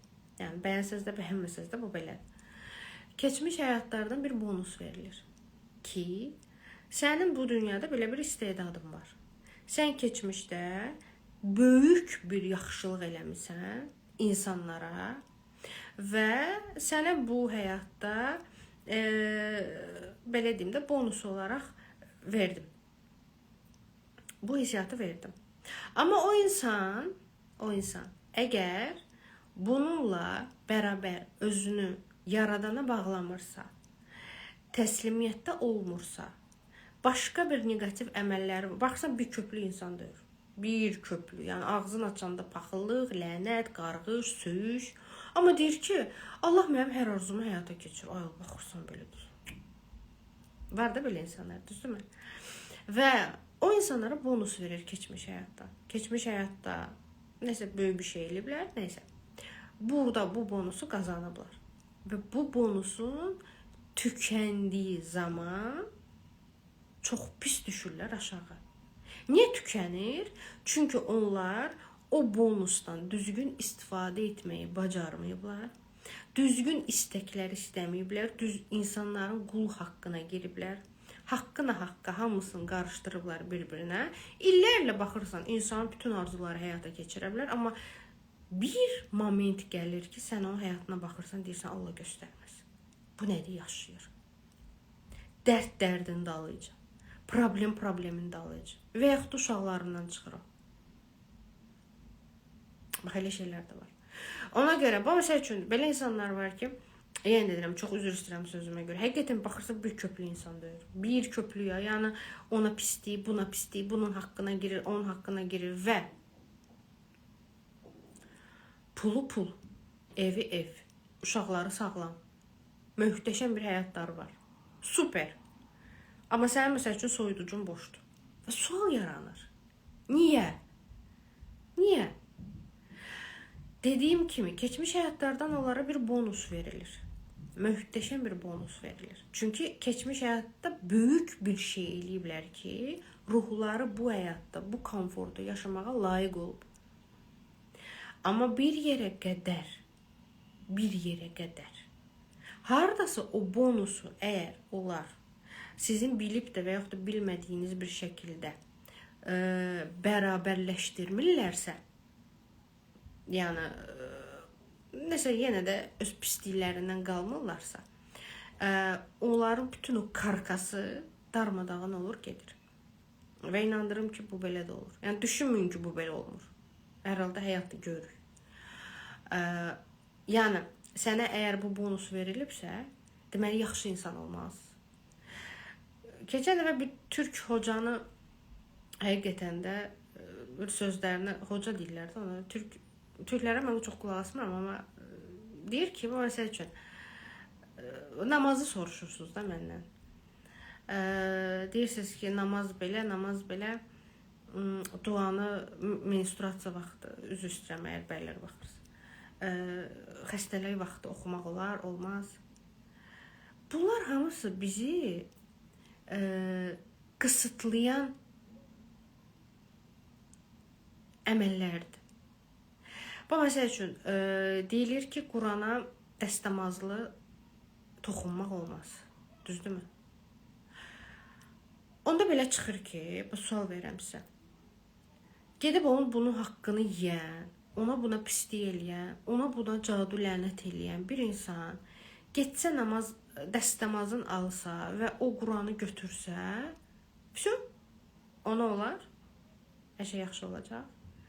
Bəs onun qəlbi, bəs elə çıxır ki, gecə gündüz toz torpağın içində işləyən, ailəsi üçün pul qazanan, ailəsini dolandıran, anasına, atasına baxan, övladlarına baxan, yoldaşına baxan bir şəxs o torpaqlı əlləri ilə dəstəmaz almasa, o Quranı götürsə, bir ayəsini oxusa, bu günah olur. Niyə bizləri bu qədər kəsirlər hər şeydən? Niyə hər şeydən o olmaz, bu olmaz, onu eləsən bu olmaz? Axı, niyə sadəcə Allah var və hər kəsin bir yolu var? Bu səhərdən 50 nəfər soruşur ki, namaz qılırsınız, namaz qılırsınız. Mən hə desəm nə olacaq, yox desəm nə olacaq? Niyə soruşursunuz ki onu?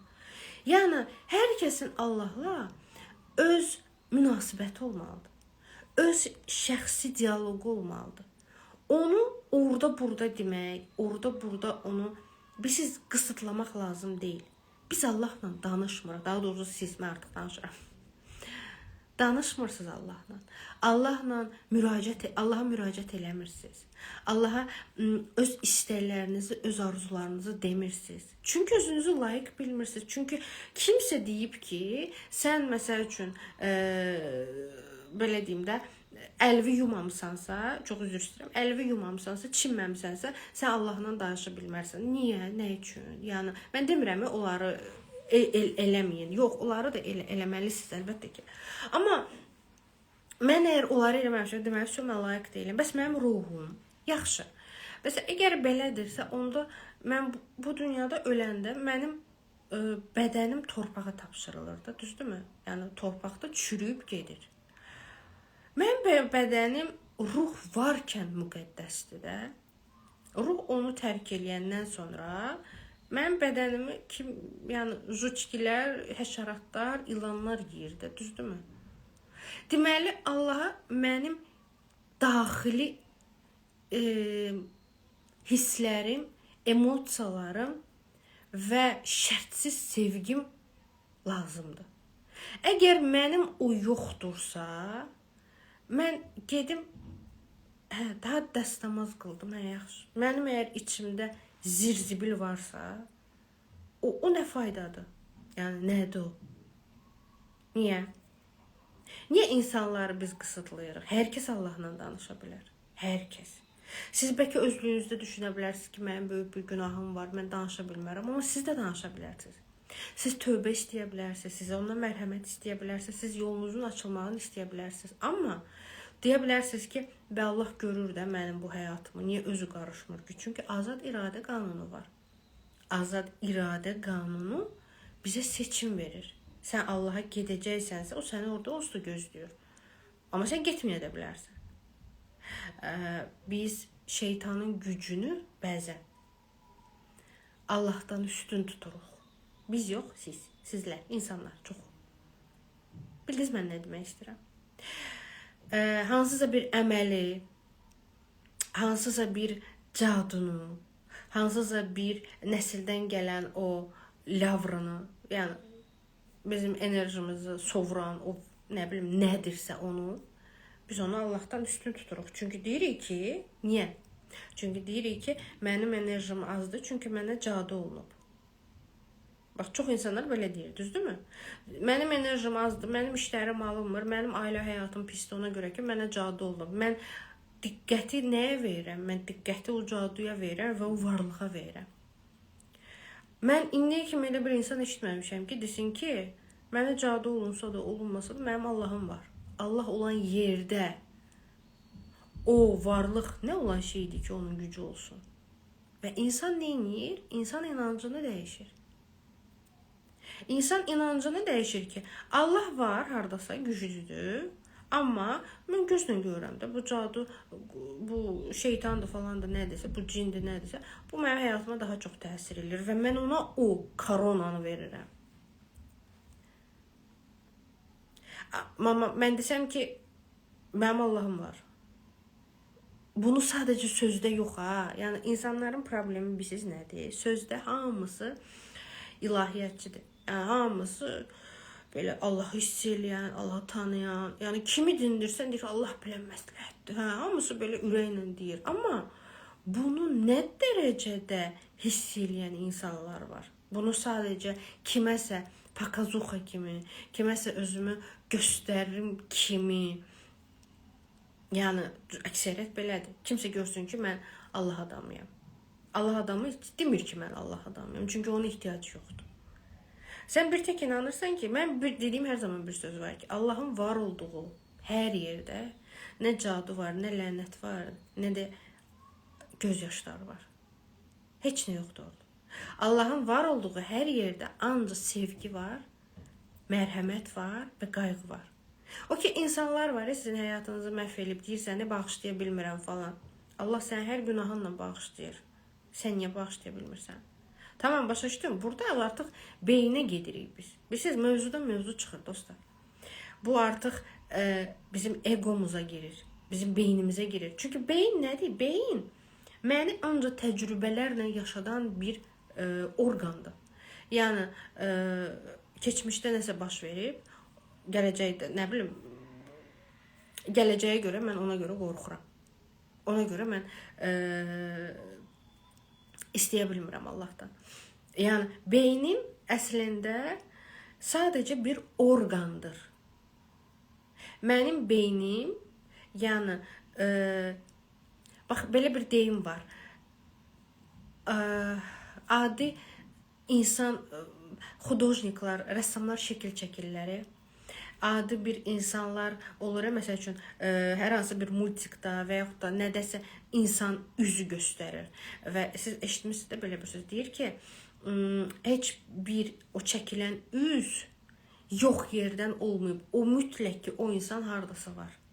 Yəni, beyin görün nə qədər cılız bir şeydir ki, o özlüyündən insan cildini düzəldə bilmir. Bu, məsəl üçün, siz yenə deyəcəksiniz, bu yenə yapışdı əkizlərindən. Həqiqətən də sadəcə misal olaraq gətirirəm, bezdirmək kimi olmasın. Mən əkizlərə baxıram da, düzdür, Nihada da baxıram, amma Nihad artıq 10 yaşındadır, indi əkizlər balacadır. Baxıram onların burunlarına, qulaqlarına, saçlarına, gözlərinə, baxışlarına və onların içindəki o Allahın nəfəsini görürəm. Və həqiqətən də, və Nihadda da görürəm onu, sadəcə onlar balacadır, yəni onlara daha çox belə, çox analiz edirəm onları. Və baxıram ki, ay Allah, sənə qurban olum, sənin nəfəsin onların içində var. Sənin nəfəsin mənim içimdə var. Sənin nəfəsin mənim valideynlərimin içində var. Sənin nəfəsin hər yerdə var. Mənə pislik eləyən insanlar, bir də görürsünüz kimsə bizə acı bir söz deyir. Deyirəm, sənin içində də var Allahın nəfəsi. Sadəcə sən bunun bəlkə fərqində deyilsən.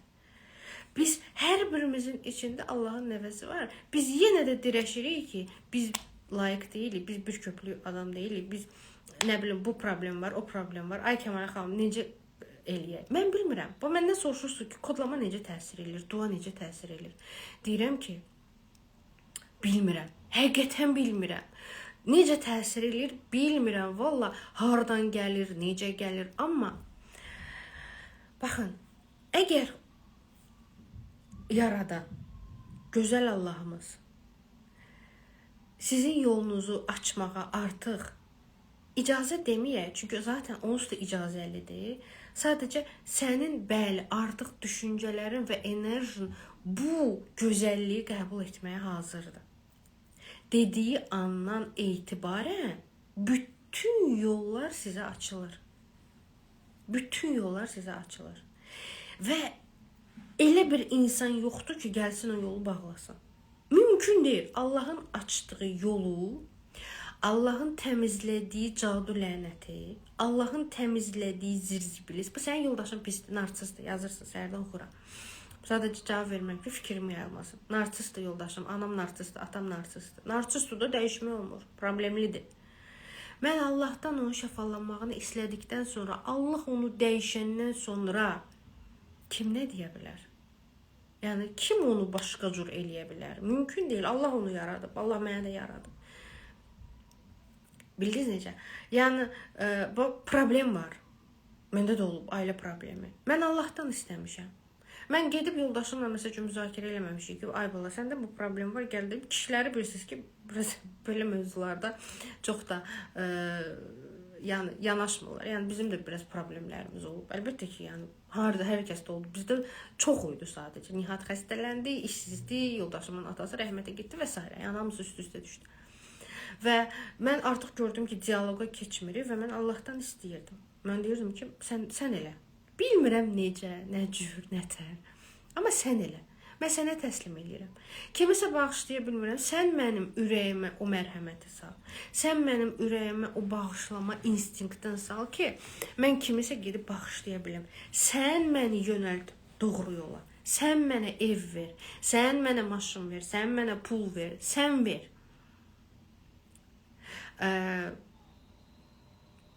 Yəni dostlar, Allahın açdığı qapını heç bir bəndə, məsəl üçün Allah elə yol açıbsa, sizə biri niyyət eləyib ki, cadu eləyəcək.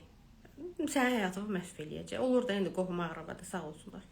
Kimsə sənin adını niyyət eləyir, gedir yazdırır, ya Allah, mindi taksiyə, mindi maşına, mindi avtobusa, çıqqa-çıq gedir.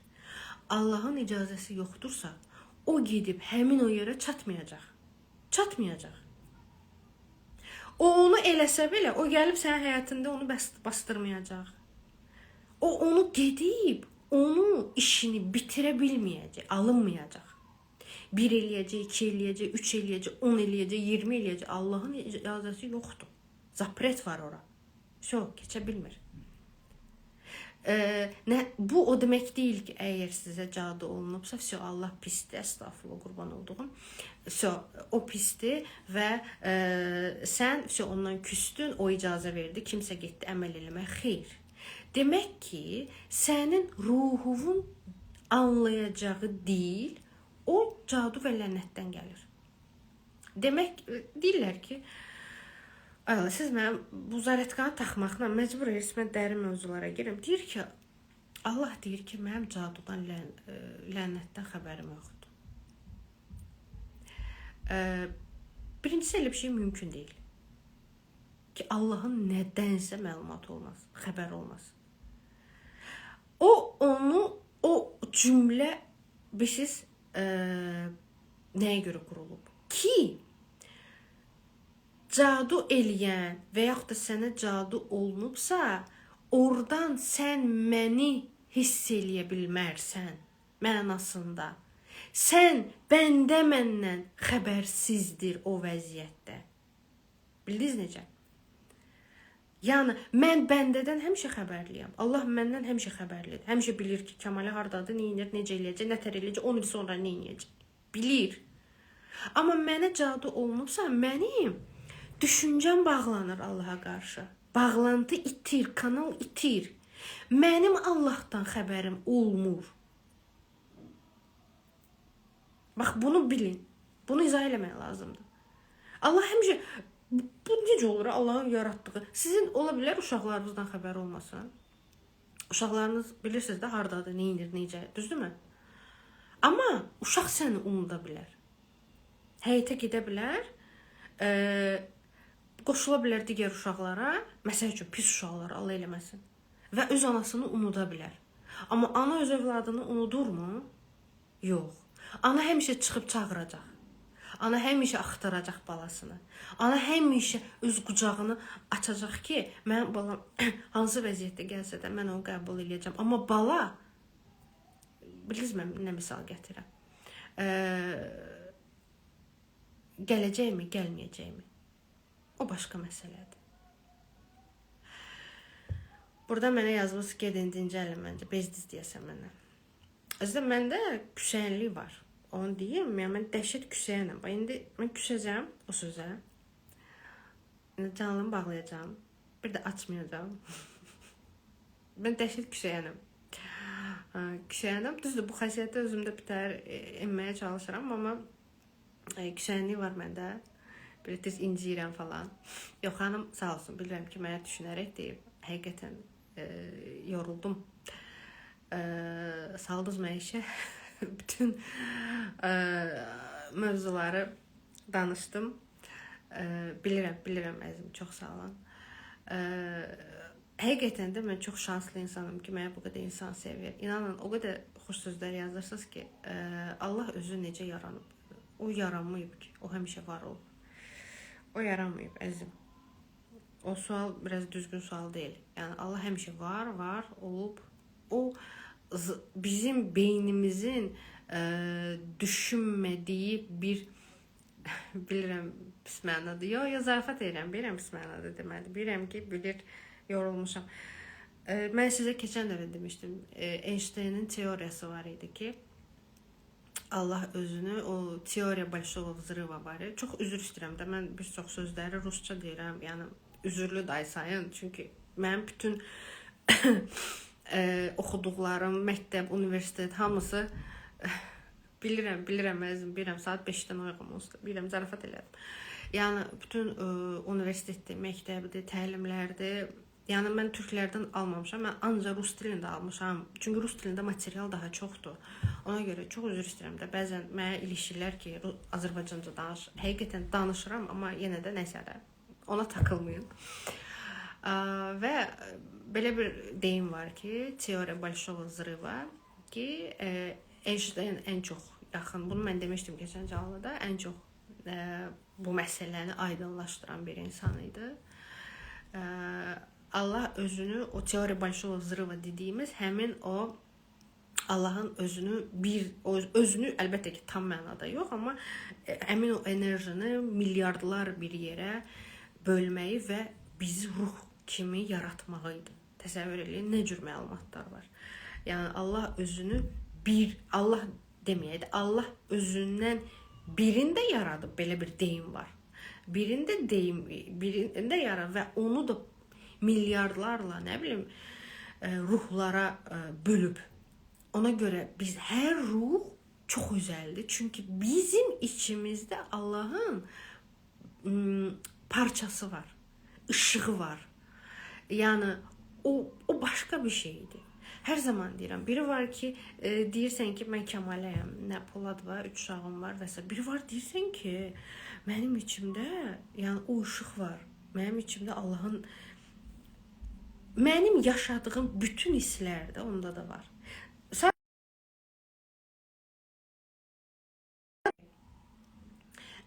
Ruh olaraq ona görə bu həyata gəlmişəm ki, bildiklərimi təcrübə formasında yaşayayım. Həqiqətən. Toyum olsa dəvət etsəm gələrsiniz. Niyə gəlmirəm ki? Siz bir də ailə qurun. Zərrəsi var, nəfəsi var, hər şey var. Dostlar, bu qədər. Allah sizin hər birinizə uğurlar arzu edirəm. 15 martda da hər birinizi gözləyirəm. Gəlin. Həqiqətən canlı seminar başqadır.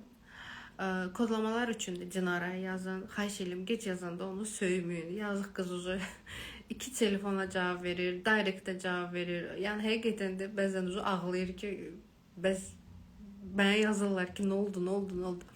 Deyirəm, heç olmaz, başa düşərlər. Biz bu dünyada bəs öz ruhumuzu görə bilərik. Yox. Ruhunuzu necə görə bilərsiniz? Yox. Oldu.